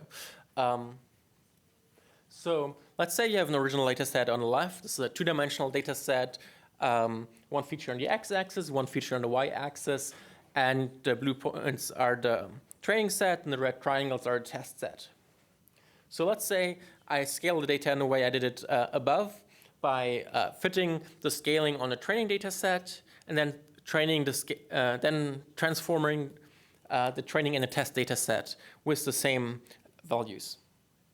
Then the plot looks exactly the same. The only thing that changed is the labels on the axes. And that is because I used the same transformation on the training and the test data set. If I scaled them separately, so here on the right-hand side, you can see what happens if you scale the training and test set separately. So here, again, we scaled them between 0 and 1. But I scaled the blue points between 0 and 1, and then I scaled the red points between 0 and 1 separately. One question, 1 second. And so now, basically, you can see that the red points moved relative to the blue points. And so basically now, you completely changed how the data set behaves, which doesn't really make sense. You talked about splitting before versus after. So question was, can I talk about splitting before or after scaling? So basically, you should not do anything before splitting. The point is that the test data is a holdout data that is there basically to measure how your model will behave on future data that you haven't seen yet. And the future data that you haven't seen yet, you can't use that for scaling. And you want to simulate as best as you can how will the model work on future data. So you should split the data, put the test data aside, never look at it again, and only basically look at it once to finally evaluate your model. We're going to talk about this a little bit more later. But basically, you don't want to touch your test data at all, because you're not going to have your future data to build a model. So can you save these, like the scalars, the standard scalar, to be able to use later? Yeah, sure. You can save any scikit-learn model. You can use either pickle or joblib dump. You can find it in documentation, but basically just import joblib dump, and it's just store the Python object.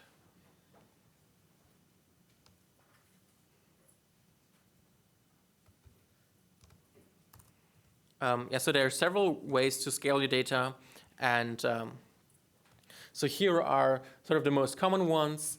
The standard scalar. So on the left you see the original data. The standard scalar does 0 mean unit variance. Min-max scalar does between 0 and 1. That's useful often if you have positive data, where it doesn't make sense to make it negative.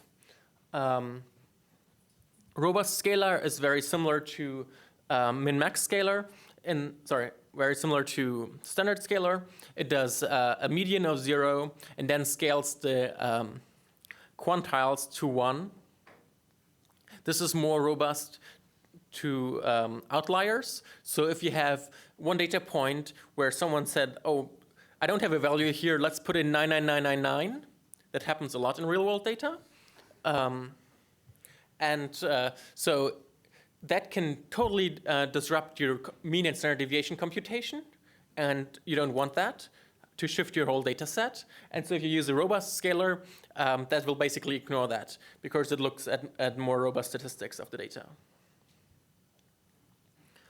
So these three basically look at each feature at a time and then just rescale the column of the data. There's also another kind of normalization that's sometimes used, which is useful for histograms or also sometimes used in text, which we call normalizer, which basically makes all the rows of your data set have the same Euclidean length. So you compute the length of each vector and divide by the length. That basically means you're only looking at the angle and not at the length of the vector anymore. That's only useful for very specific types of data, though. The main point of this was more to show you how this transform method works. So again, to build a model, you have fit, and to transform any data, like the trained data or test data or any new data, use the transform method. Is there a method that can show me the outliers? Say you say somebody putting the 999s, and so do you have something like that that can show me outliers? So the question is, can you have something? Do you have something to show outliers? And yeah, outlier detection will be, I think, the very last notebook that Alex will present later.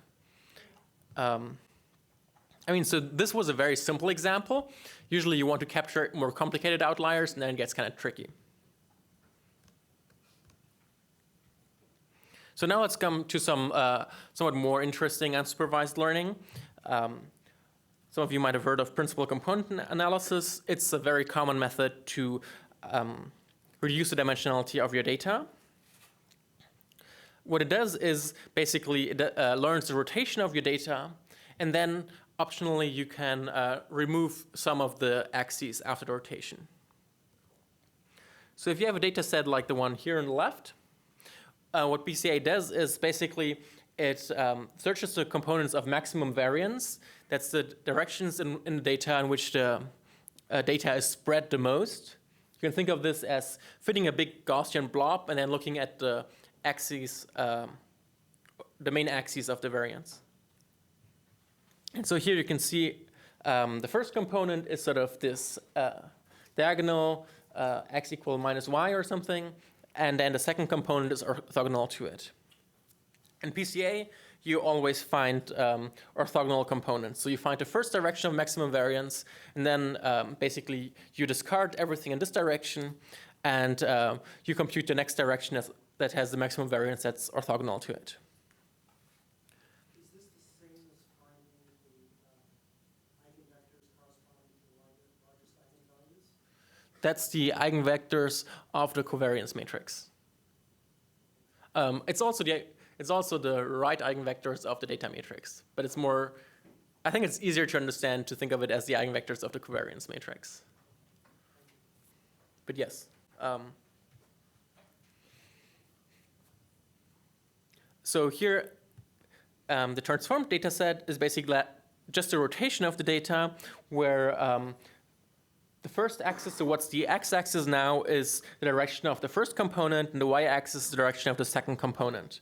And so we just sort of rotated the data.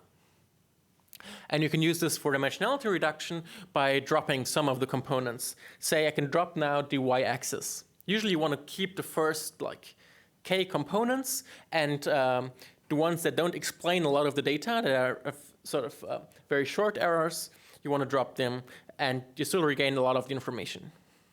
So here is what happens if you just drop the y-axis. You just get a one-dimensional representation of the data. And you can think about how much of the data do I capture here, and how much information have I lost. So you can go back, rotate this back into the original space, and you can see here on the right the information that you regained by going from, or the information that you lost by going from 2 dimensions to 1. So basically we went from this to this. Only that we're sort of not storing it in the 2-dimensional space, but we're storing it in the 1-dimensional space. So this is very useful for visualizing high-dimensional data sets. You can project it down to 2 dimensions so you can see them.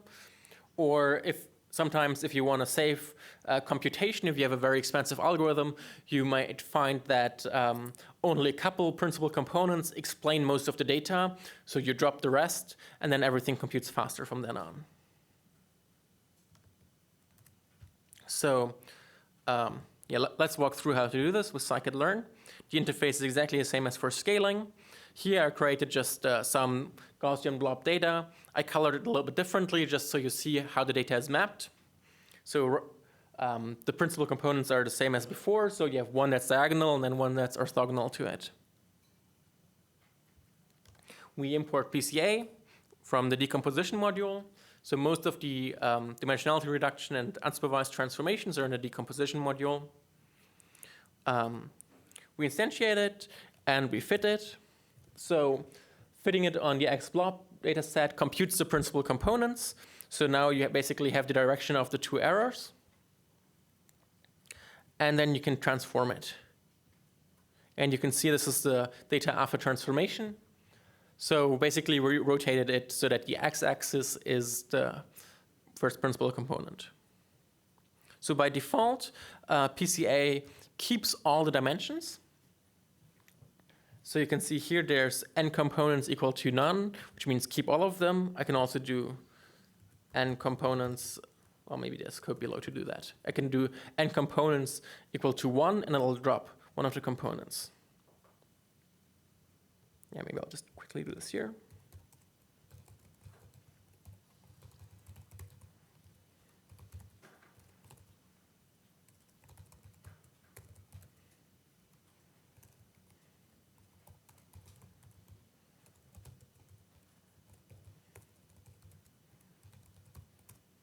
So here you can see from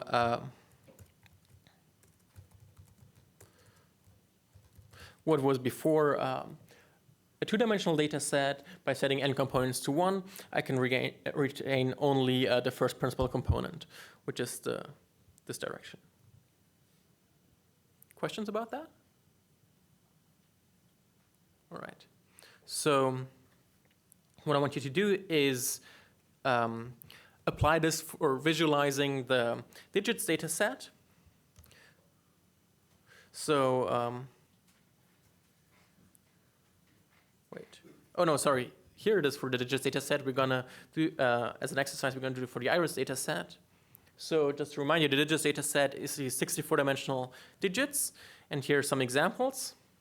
And so now what we can do is, from these 64 dimensions, we do n components equal to 2, and we get 2 features out.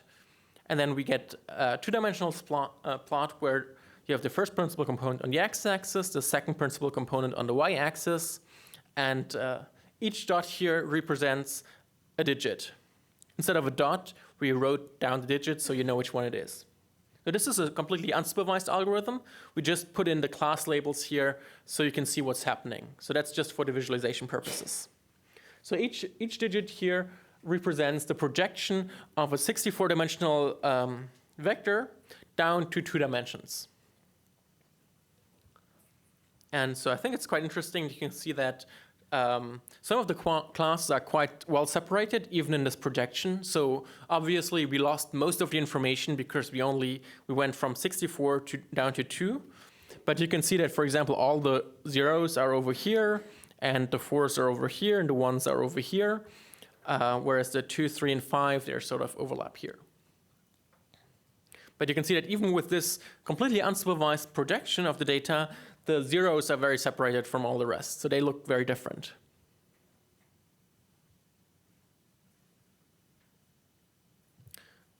And great. So here is the first principal component. So the principal component is the error, or the direction in which the error points. This lives in the data space, so I can visualize it as an 8x8 image, and it looks like this. So this is the direction in which most of the variant lives. Okay, I'm not sure if I can interpret it, but sometimes it's good to look at these. So I guess sort of the main difference is whether there's something here on the outside or something here on the inside.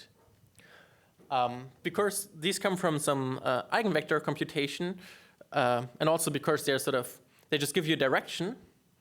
Let's go back up here. It doesn't really matter if I draw the error in this direction or in this direction. It's like it just tells me this is the axis. And so the signs of these components are completely arbitrary. So I could just negative this image. Like if I invert it, it would still be as good. So whenever you look at principal components, you should keep that in mind.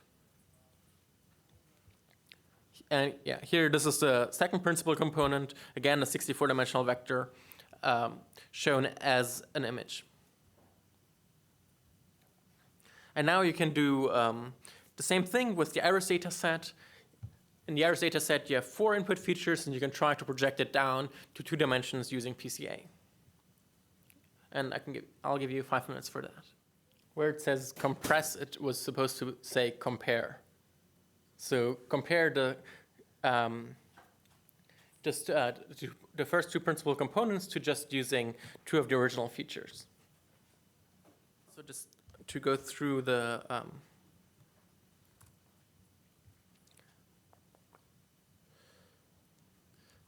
solution. So actually what we did here is we scaled the data before putting it into PCA. So PCA is one of the models that does that is sensitive to how the data is scaled. So if one of the features has a much larger magnitude than all the other ones, then this feature will just be the first principal component.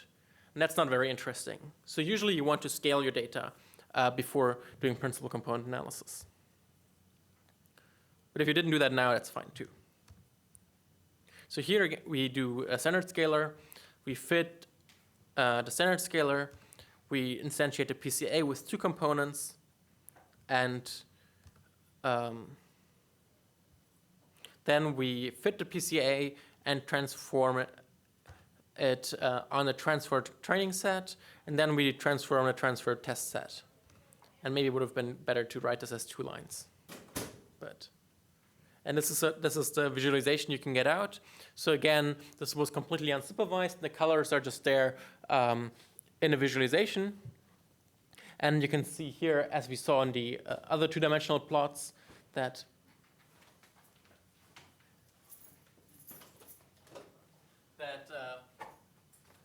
the iris setosa is quite different from the other two, and the versicolor and virginica are sort of overlap.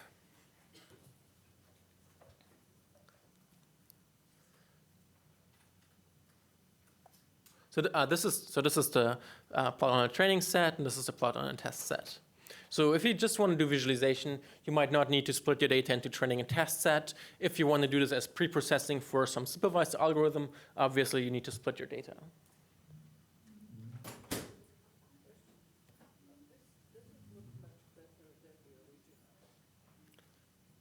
It doesn't. You say it doesn't look much better. Yeah.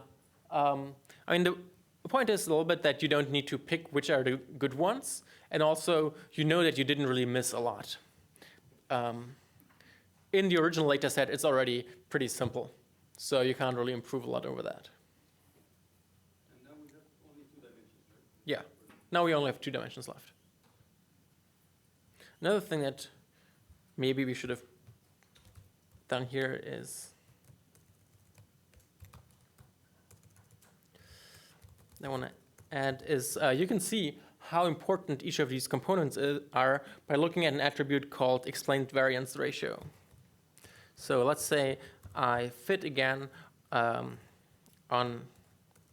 the transformed training data set. So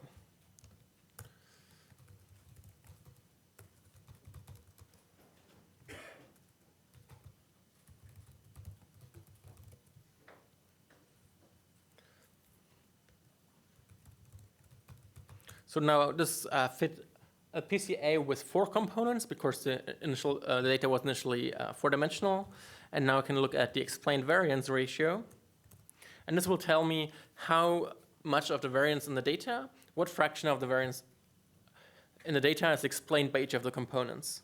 And you can see that 72% of the variance is explained by the first component, 23% by the second, 3% by the third, and 0.04 by the last. So you can see that the last component really didn't add that much information. It's mostly collinear with the other 2.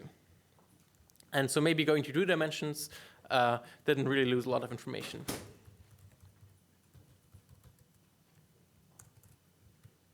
Yeah, you can also plot it if you want, and often that sort of looking at this often gives you a good idea of how many components you would need to retain to keep most of the information from the data set. So you would make your prediction on these 2 PCA components then, as opposed to the original data? Well, so that's a good idea if you have an algorithm that's very expensive in the number of features. If I train like a linear model, I would just use all the data. So yeah, PCA is good if you want, either for visualization or if you really need to compress because you have a very expensive pipeline. If you can avoid doing that, if you're doing a supervised problem, I would usually try to keep the original features as much as possible because maybe the 0.04% of the data that you lost were the really important ones. Because it's an unsupervised algorithm, it doesn't know. So if you have a supervised problem, if you can, I would avoid doing it. But if you have to, it's not that bad. What if you just like appended this to your regular X? Question is, what if I appended it to my regular X? So It's not dimensionality reduction. no, then you basically, does feature engineering, you added more different kind of features. So if you use a linear model, it would add nothing because it's just a rotation, so the linear model could pick up on that itself. If you use something like a tree-based model, it would actually sort of add additional information to the model. I would not expect it to help in most cases. Maybe you can find a case where it helps. I wouldn't imagine it to be generally a strategy that I would use. I've heard that applying PCA to supervised scenarios might reduce the risk of overfitting. Yeah, so doing PCA is one way to regularize, and it's one that statisticians like because it gives you an unbiased model. Yeah, so yes, you can do that. If you're more interested in predictive accuracy, I would usually use a different way to reduce overfitting. Like each supervised model usually has a way to reduce overfitting using regularization. Like instead of using linear regression, use ridge regression, for example. Using PCA first is an alternative. Yeah, and it has the benefit of giving you an unbiased model, but I don't think it's. Yeah, I usually use just a regularization of the model because it's a more direct way to use the information, in my opinion. So, I mean, yeah. So let's come to the other big family of unsupervised models, which are clustering. So clustering is grouping data. So someone gives you, again, a whole bunch of data X and usually nothing else, and ask you, well, are there certain groups in this data? Or maybe, is there a good way to summarize this data into some prototypes? This is often useful as some exploratory technique to understand your data better. So you can find out sort of what are characteristic parts of the data.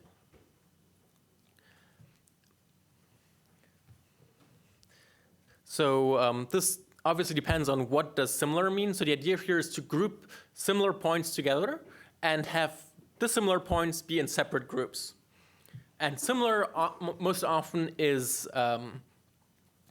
Euclidean distance, but you could potentially use other distances, but there's many algorithms that use different ideas of how to create these clusters, these groups of similar items.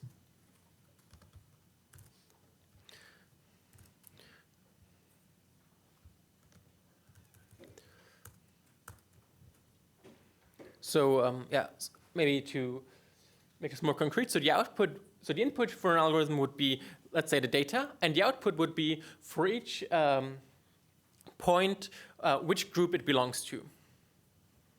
So here is an example of like where this is very trivial. So this is a synthetic data set with 3 Gaussian blobs, and so if I asked how many groups are there, what would be your answer? 3, yes. Data never looks like this in the real world, obviously, and you'll never get such a nice grouping. Even if it has such a nice grouping, maybe it lives in 100 dimension, and it's not immediately clear that there should be 3 groups. Most algorithms require you to specify the number of clusters you're looking for beforehand. So the easiest algorithm, and the one we're going to discuss now, or one of the easiest algorithms, is k-means. K-means tries to identify cluster centers. So these are like prototypical points in each of the groups, and then assigns points to the cluster center that's closest to them. So here, I import the k-means algorithm from the cluster module. I set the number of clusters to 3 because someone told me that. So in general, it's a very hard problem, or maybe a very ill-specified problem, to say what is the right number of clusters for a particular data set. The algorithm is randomized. It actually restarts a couple times with different random initializations, and so to make sure we get the same results, we set a random state. So the clustering algorithms have slightly different interface again. So they all have a fit method. So if I wanted, I can do the fit method, and I would build the clustering algorithm, but wouldn't really return me anything. I could then look at the cluster centers. There's also a method called fit predict, which fits the model, and then predict returns the cluster assignments. So if I do this, I get for each data point in X, which of the 3 clusters, 0, 1, or 2, this data point was assigned to. So in here, I ask for 3 clusters, so I get out labels 0, 1, and 2. So this is a very simple problem. So we might imagine, so we had actually when we made these blobs, we had the membership variable y that says which point belonged to which blob. And so maybe we think, oh, this was so easy, they should definitely be the same, right? But they're not. And so why are they not the same? And what's wrong with the labeling that we just got here?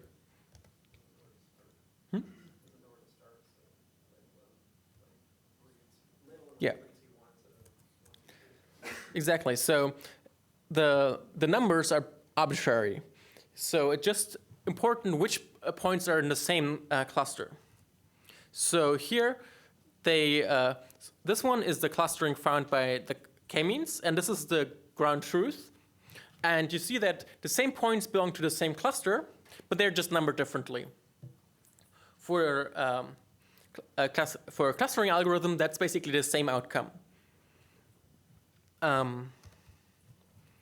means you can't really measure clustering, how good a clustering is with accuracy. So accuracy is just how many labels are the same. That's what's used in classification. And so the result here would be 0. Yeah. So this is just implementing accuracy. There's other metrics you can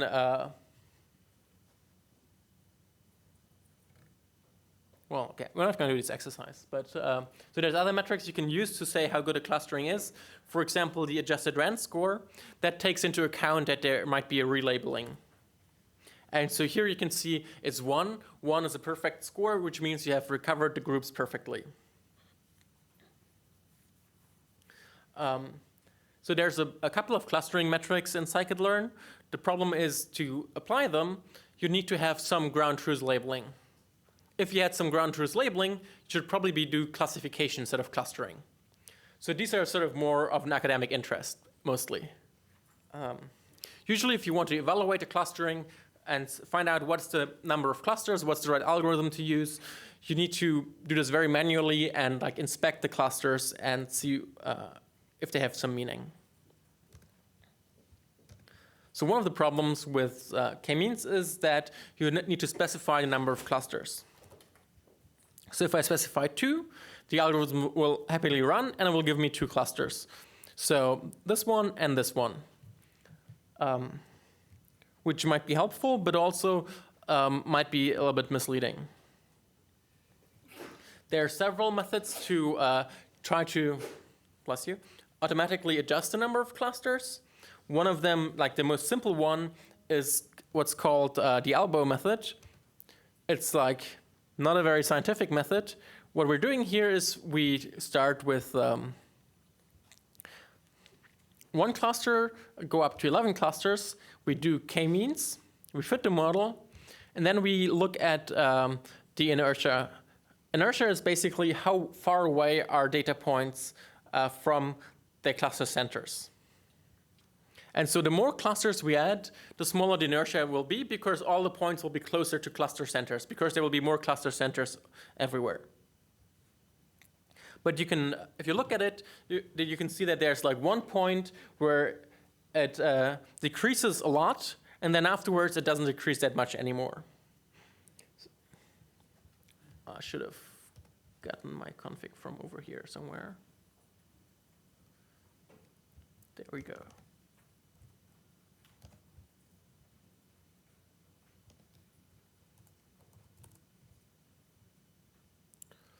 And so you can see that it decreases a lot from 1 to 2 and from 2 to 3, but here it still decreases but stays relatively flat. So that would be an indication that maybe 3 is a good number of clusters.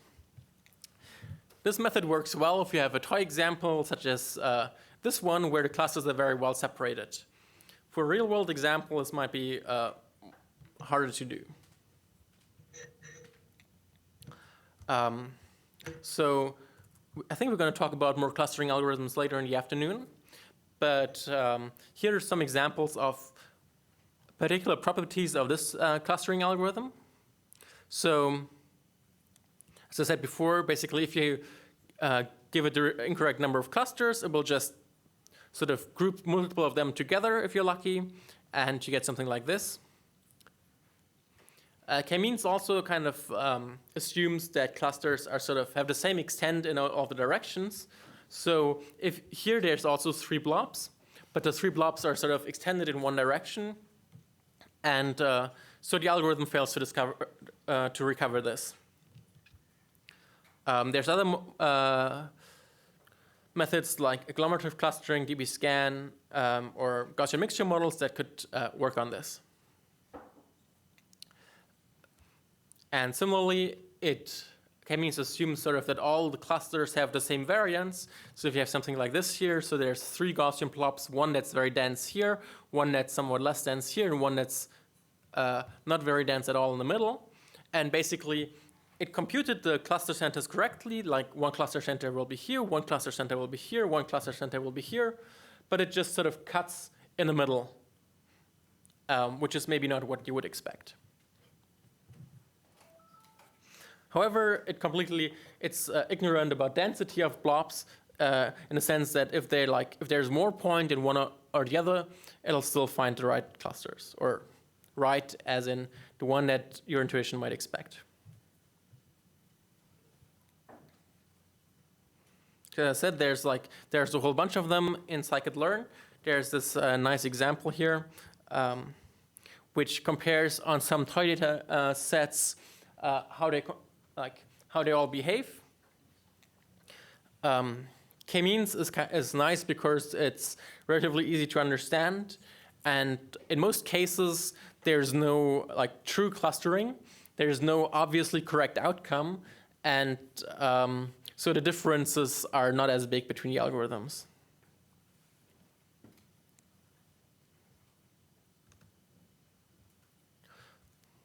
So what I would like you to do as an exercise is load the digits data set and apply K-means and try to find 10 clusters. Then you can visualize the cluster centers. So there's an attribute, I think I haven't shown this so far. Do I have a K-means instance? Nope, I never stored anything. Great. So here, for example, there's a cluster centers attribute that gives you where the cluster centers are. So these are the coordinates in the data space. And so if we can apply the same on the digits data set, you will get a cluster center that's in the image space. So it's going to be 8 times 8 pixels. Then you can visualize it with imshow. So yeah, so I want you to apply the clustering and then visualize the cluster centers and see if they're somewhat intuitive. And think about what would you expect them to be and what are they actually. You can also, because for a digits data set, because the supervised data set, we have ground truth labels, so we can compute a adjusted rand score, and we can see how much is the clustering that we got with K-means similar to the actual digits.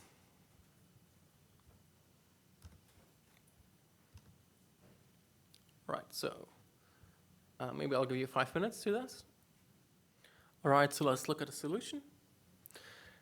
So we just instantiate K-means with a number of clusters equal to 10. We compute clustering and the clusters using fit-predict with the digits data.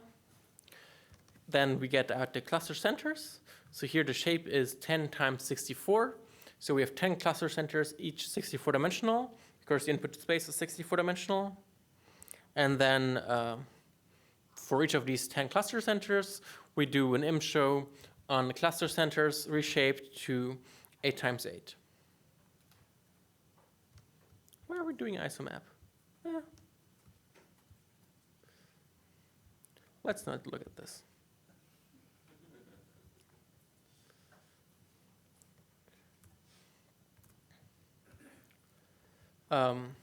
So you can see here that maybe they reflect some of the clusters you might have expected. So these actually seem to correspond to digits.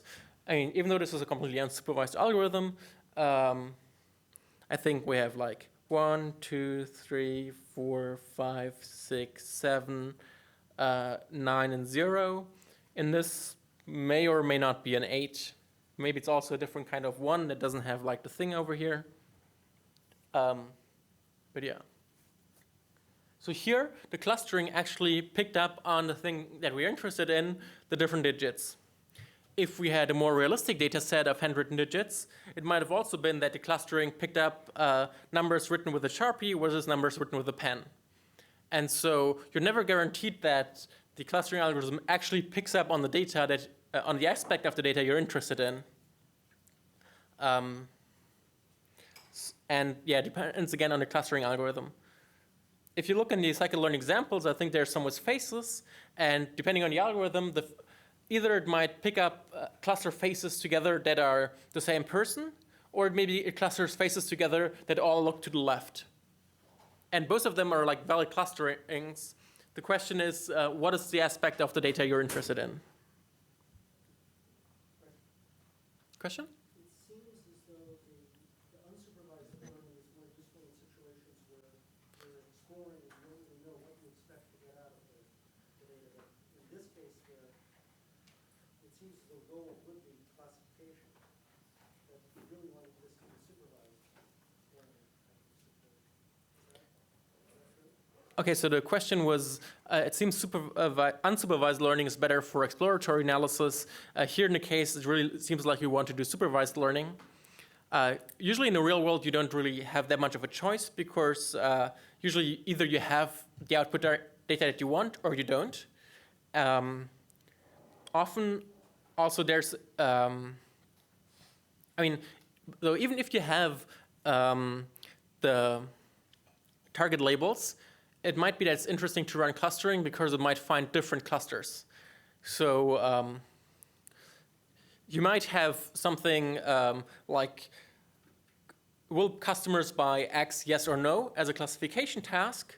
You run a clustering algorithm, and it discovers that there's like, I don't know, moms, teenagers, and senior citizens in 3 different clusters, and but these clusters don't necessarily need to relate to the output that you have. But it might still be interesting to understand that there's these 3 different clusters. If you are after a specific thing, I would always use supervised learning. I mean, in particular, here in the real world, we wouldn't have the annotation of the numbers. And so there would be no way to assess how good is this actually doing, because you don't have nothing to compare to. And if you can't assess how good it's doing, I would not like to do this in like a production system. Other questions about clustering? So in the diagram where it's comparing a bunch of different methods, dbScan appears to be the one that's doing the best job on all of these cases. Is that just because of these 4 cases we picked and there's others that it would do poorly on? Or? I mean, dbScan is pretty good, but also low dimension doesn't necessarily carry over to high dimensions. What I found with dbScan, I mean, dbScan has some nice properties, and for example, it can detect outliers. What I found with dbScan is that it often creates very unequal sized clusters. So, for example, puts most of the data into one cluster and then creates like 3 other clusters that are sort of small subsets of the data. And whereas k-means is sort of more, you're trying to cover the data with some centers that are sort of evenly spaced. And so it has like some qualitative differences in how it builds the clusters. So I don't think, like dbScan is a good algorithm. I don't think it's always the right answer. And probably you should, on your task, try different ones. Probably I would try to do k-means, dbScan, and agglomerative clustering, and see what these 3 give me. Ooh, well, I can tell you to read my book later, but I can also tell you now. There's like, I did a pretty extensive comparison on one particular example in my book. You can find the notebooks online on my GitHub, and you'll see how the results differ.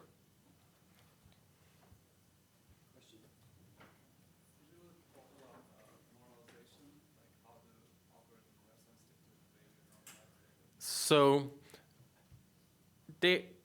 all of the clustering, the question was, are these algorithms sensitive to normalization? And the answer is yes, all of them are, very much so.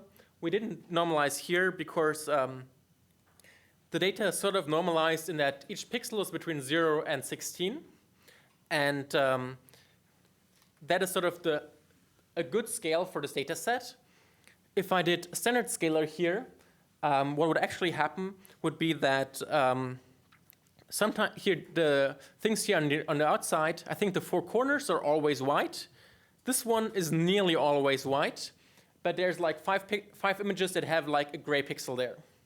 If I did standard scalar, it tries to make the variance of this to be 1, which means it would really increase the scale of this pixel, which doesn't really correspond to my intuition of how the data works. I think pixels at every point are sort of equally important in my mental model of these digits. And so I think having all of them between 0 and 16 is what makes the most sense for this data set.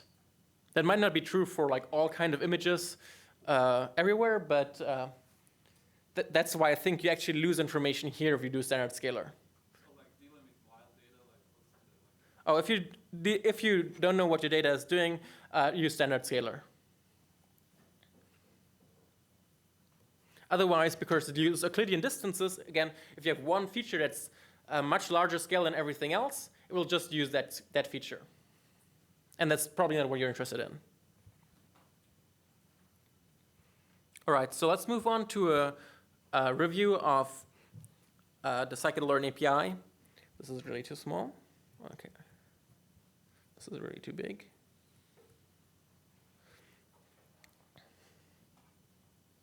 So, as I said, so we call our models, you've heard us maybe sometimes estimators. Estimator are all the classes in Scikit-learn. They all have more or less the same interface. All algorithms are implemented as Python classes, and they all have a fit method. The fit method always gets as the first argument the data x, and if it's a supervised algorithm, gets as a second argument some target output y, which could be for regression or classification. There's other kinds of supervised algorithms that we haven't talked about, like feature selection.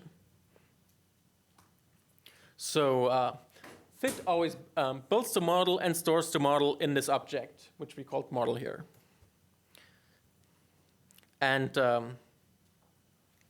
supervised models, if they predict some target, they have a predict method.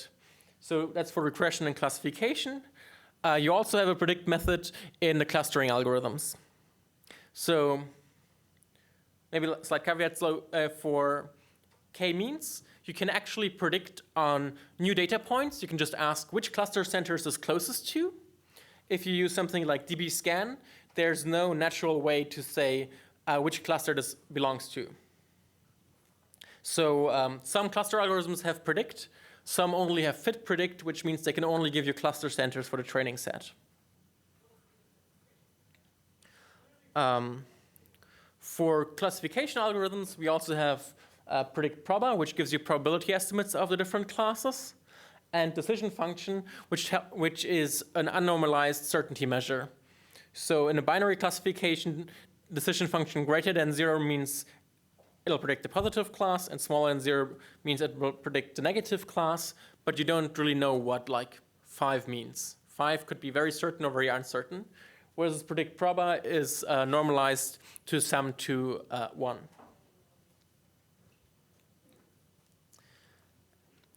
Then there's the score method, which most commonly is used for classification and regression. For classifications, it's always accuracy, and for regression, it's always R square.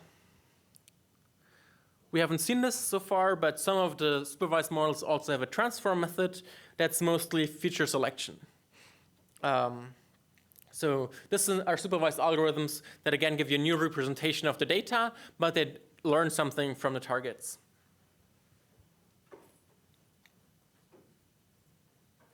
For unsupervised models, the transformation that we talked about, like PCA and the scalars, they have a transfer method. Transfer methods are always when you get a new representation of the data. There are some models that cannot transform new data. They can only apply transformation to the training set.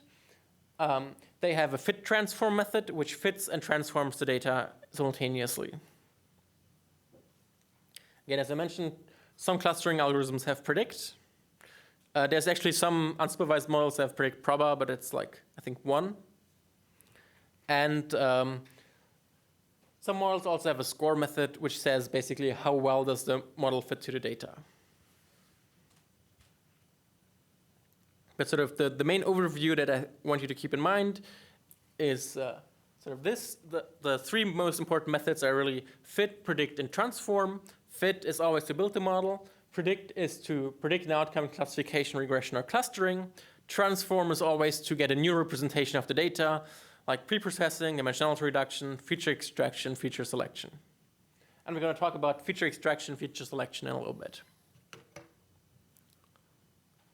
there a way to get different scoring metrics besides just the accuracy or R2 that are built in? Question is, are there different scoring metrics? Yes, absolutely. We'll do this in the afternoon.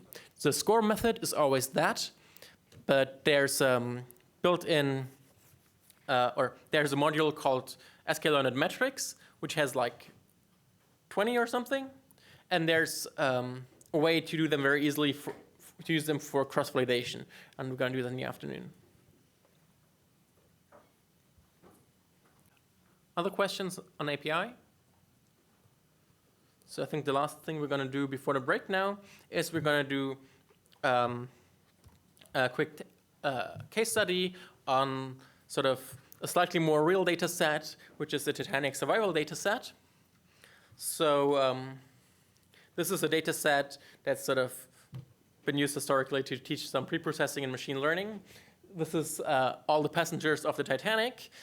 It's a supervised binary classification task, and the task is to predict whether they survived or not. So we're starting here with basically a table with information about all the passengers, and so we need to sort of massage this table to get into some numeric format that Scikit-learn can work on. And so this is what this is all about. So maybe I think, okay, so before we look at the table, there are some different types of features that you will often encounter. So far, we only basically have seen numerical features. And numerical features is the thing that Scikit-learn works best with. So in the iris data set, you had these 4 continuous numbers, sepal length, sepal width, petal length, petal width, and these are just floating point numbers.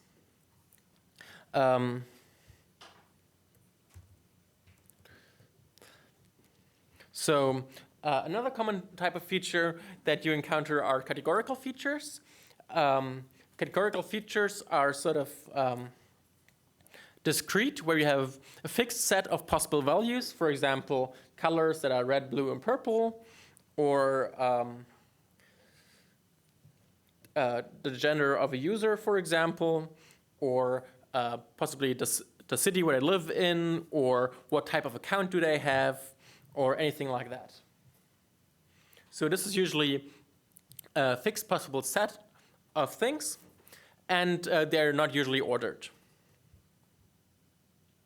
So one simple way you could think of creating a continuous variable from these. So Scikit-learn doesn't naturally work with these, and most machine learning algorithms basically in themselves the algorithms can't really handle them. And so we need to convert them to a numerical representation. So one very simple way that you can think of is maybe assign red to 1, blue to 2, and purple to 3. And so you have one number, it's 1, 2, or 3, that encodes this variable. So a problem with this very simple encoding, or like the biggest problem with this, is that it creates an ordering. So in most contexts, there's no natural order between like colors like red, blue, and purple. Maybe in wavelengths there is, but sort of in like if you have a web shop and that's our colors of clothing, there's probably not really any ordering to them. And so you don't want to impose an ordering, and you don't want to make one of them more similar to the others than the other ones. So you want them all to be completely independent and all sort of be represented in the same way. And we're going to talk about how to do this in a second. Oh, okay, we got order now. No, okay, let's do it in a second. So there's several ways to do this. So sometimes you have data that's stored in dictionaries. That's often if you mine data from the web, you get some JSON back, and then you might get a list of dictionaries where here it's like you have a categorical variable, which is a city, which could be Dubai, London, San Francisco, and you have a continuous variable, which is the temperature. And so what we want to do is we want to leave the temperature as it is, and we want to encode the categorical variable in what's called one-hot encoding. In one-hot encoding, we create an additional feature for each possible value. And we set this feature to 1 if the sample has that value and 0 otherwise. So for dictionaries, we can do this with the dict vectorizer.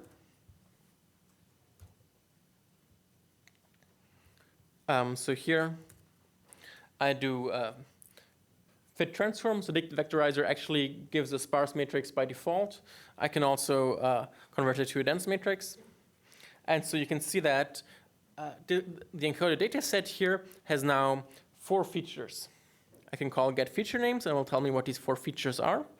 The first feature is whether the city was Dubai. The second feature is whether the city was London. The third feature is whether the city was San Francisco. And the fourth feature is just temperature.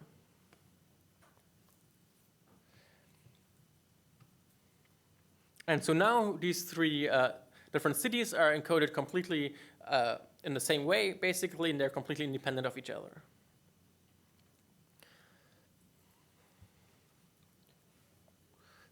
Usually at this point, there is a statistician in the audience that asks me, are they not collinear?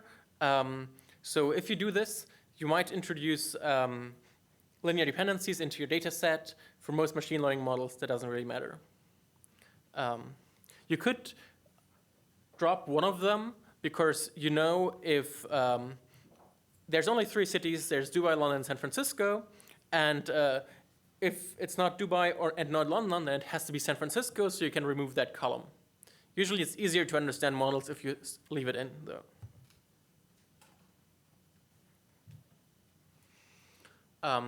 So if you don't have dictionaries, but you have already a table, like in a CSV file, it's often easiest to work with pandas. So pandas is really good for preparing your data into a form that Scikit-learn can use.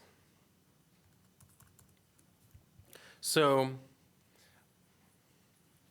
we had these 2 types of data, continuous and categorical, and these are really the most common types of data. There's other ones like ordinal, where you have a sorting, or there's like time features, and there's text data. We're going to talk about text data a little bit later. We're not going to talk about time data at all. But so let's come to the Titanic data set. So this is like a CSV file, and it has, we do read CSV, which gives us back a pandas data frame, and we can look at the columns of this data frame. Here are all the different attributes in this table. Maybe let's. So there's the class of the passenger, which is either first class, second class, or third class, the room. Survival is the target that we actually want to predict, 0 or 1. There's their name, their gender, age, number of syllabings and spouses on board, number of parents and children aboard, the number of their ticket, how much they paid, the cabin number, and where they boarded. I guess lifeboat is whether they made it on a lifeboat, and body is, I think boat is the number of the lifeboat they were on, and body is the number of their dead body they were identified with. And destination is where they were headed and never arrived. So if you see this, so the first thing, the first thing you should probably do is look at the data so you get some idea of what's happening. And so the P class is 1, 2, or 3, but it's sort of a categorical variable, maybe. There's some ordering to it, but it's not really continuous. Survived is the binary target. Name is like a free string. So this is neither categorical nor continuous because each value of them is probably unique. So there's as many different names as there's passengers probably. So this will not be very helpful for us. Sex here, because it is from, I don't know, 1920 or something, is only 2 values, male and female. Sorry? The question is, wouldn't last name be helpful to distinguish families? Yes, but probably not as a feature. You could try to make prediction on a family level, or and maybe if a family survived, like if someone from a family survived, the other people also survived. I don't think that's actually happening because, well, I guess so. Mostly people that are first class survived, but and usually the husband died, but I'm getting ahead of myself. But that's not really. I guess if some family members are in a training set and other family members are in a test set, that would help you. But that is sort of peeking into a test set, I would say. I don't think you can, just from the family name, I don't think it's like a very informative feature. I guess it depends a little bit on how you structure the problem. Okay, so we have age again, which is a continuous feature here. We have number of siblings and spouses, and the number of parents and children. So this basically tells you whether they were traveling with family or not in some way. The ticket number. So actually ticket number seems to be a better way to group families if you want, but we're actually not going to do this. So ticket number is also, you can see who bought together, but it's also not really informative. There's fare, there's cabin number, which again would help you to group people, but as of on itself is not really informative. Embarked is the port where they embarked, and then boat is the number of lifeboat they were on, buddy is their identification number, and the destination. So boat and buddy are kind of categorical, but we're probably also not going to use them because if we have a buddy number, then they didn't survive. So we're basically putting the target information already in the data. And I think also if they're on a lifeboat, they survived. Yeah, you can see here, these two were on a lifeboat, and so they survived. So we're not going to use these. We're going to try to predict whether they survived or not. I think just from their gender, age, siblings, parents, fare, and port of embarkment. And so think age and fare are the continuous variables. These two, I think we also model as continuous variables, and the rest are categorical. So this is sort of our thinned out version of the data set. This is only the things that we're going to use.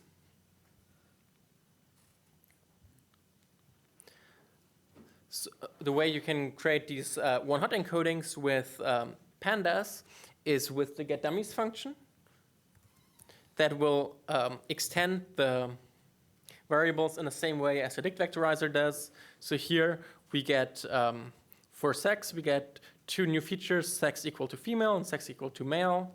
And for embarked, we get 3 new features, embarked C, embarked Q, embarked S, and only one will be one in each of these groups.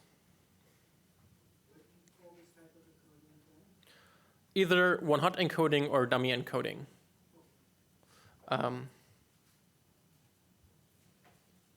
So in pandas, it's get dummies. In scikit-learn, it's one hot encoder, but they do the same thing. So is it automatically like looking through the distinct values for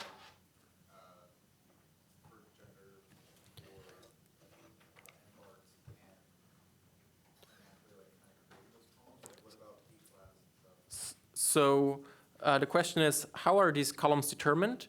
So what getDummies does is it looks at columns that have either pandas categorical type or object D type, and it will create a new column for each unique value in this.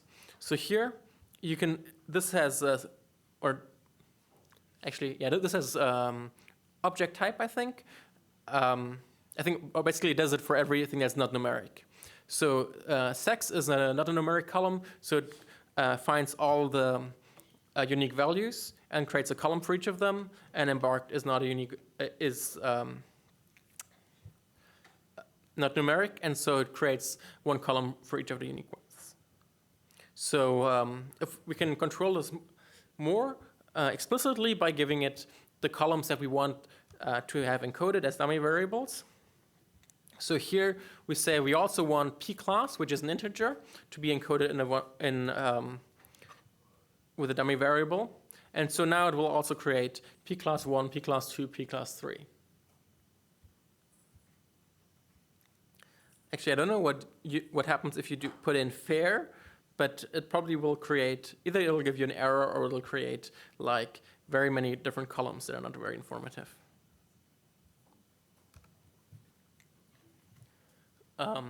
So actually this is, so if you want, you can get out the only the NumPy array information, so only the data, looking at the values attribute of the data frame.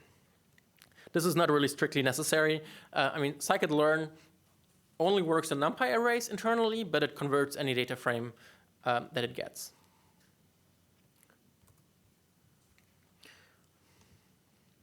So, but if you look at the values, you'll see that some of them are actually nan.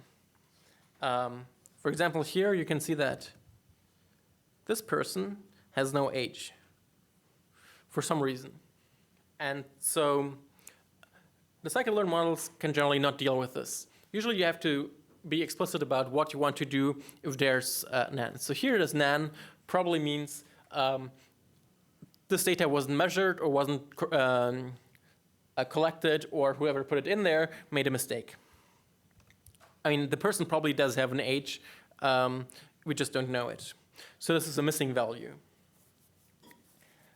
The simplest way to deal with missing values, well, the simplest way is to just either drop the data point, so drop this person because we don't know their age, or drop the whole age column because we don't know all the ages. Dropping the whole age column because of this would be kind of silly because it wouldn't be, we would lose a lot of information. And dropping the person might also not be a good idea because we are, like in a real world setting, you might need to make a prediction for every data point. You can't say, oh, I'm not going to make a prediction for this user because I don't know enough about them. That's often not possible. So what we're going to do instead is we're going to fill in the missing value with a different value, which is called imputation. There are some strategies in Scikit-learn. Most of them are really, really simple, and they're implemented in Imputer. So because we're going to start doing supervised learning now, we're going to first split our data set into training and test part. Then we work only with the training data and build our model.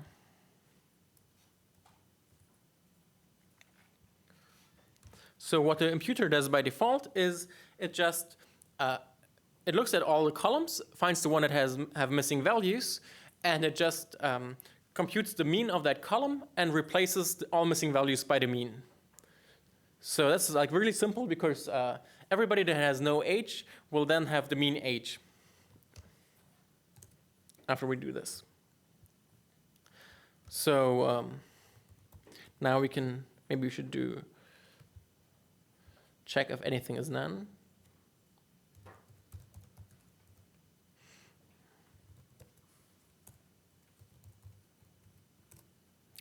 And it's false, surprisingly. So now all the data is finite, all the data is numeric, and we can try building a Scikit-learn model on it.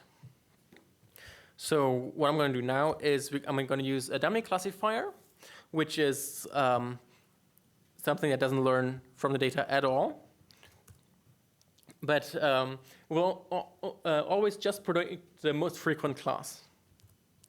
And so you can see the most frequent class is not survived, I think. And with 69% of the data being not survived. And so if you always predict this class, you will get 63% accuracy.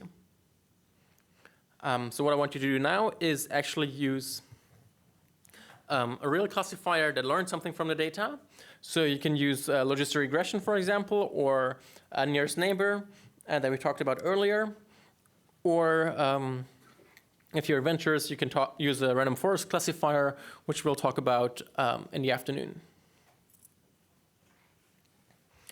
So yeah, maybe let's work on this for like 5 minutes. And then we'll come back, and then pretty soon we'll go into the lunch break, I think.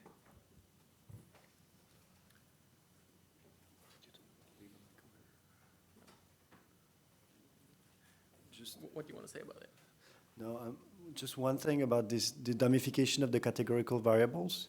This is something that you need to do for certain types of models, like linear models or k-nearest neighbors.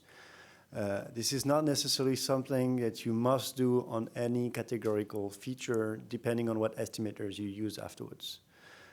Typically, if you have hundreds of possible categories, that creates hundreds of columns, and that could be a big problem in terms of memory and whatever reason.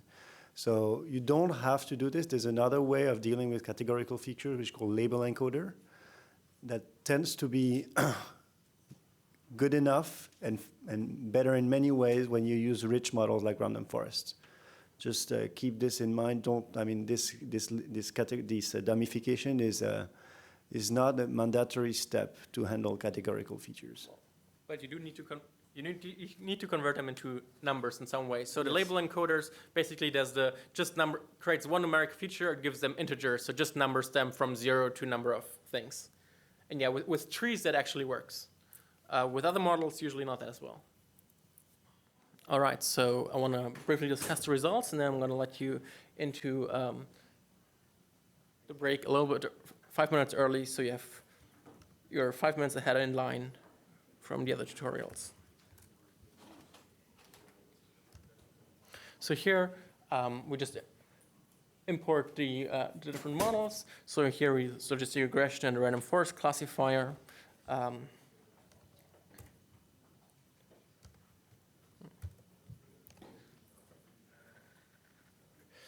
And what we also do is we look at a different encoding of the data. For example, if you also include the wait, that doesn't make. Oh, sorry. Oh no, if you remove the. Sorry, which one is removed? The embark, yes. If you remove embark, does it make any difference or not? And then we split this again. Here, do the imputation, and then and we remove the parents and children one. And you can see here the logistic regression score and the random forest. They're both relatively similar, with like 79% accuracy and 78% accuracy. Using the data set as we prepared it before. And so for logistic regression, it goes down like a not really significant amount when using less features, and the random forest goes up a bit. So like the same set of features might not be good for all different algorithms.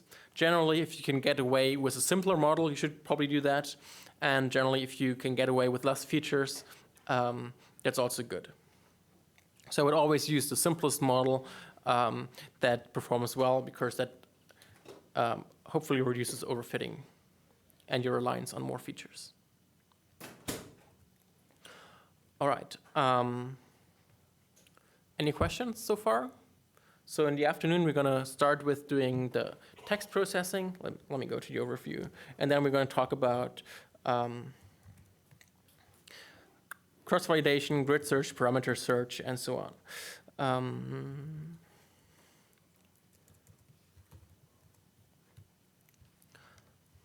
So in particular, we're also going to talk about random forests. So here I set some parameters. We're going to explain the different methods to set parameters and what are the important parameters for random forests. So we are up to the Titanic one. So we're going to do text data, then cross-validation, model selection, pipelines. I'm not sure how far we're going to get into this, but we're definitely going to talk about more about linear models and trees, and probably some of the unsupervised learning methods. All right. If there's no more questions, see you after the break, or maybe not.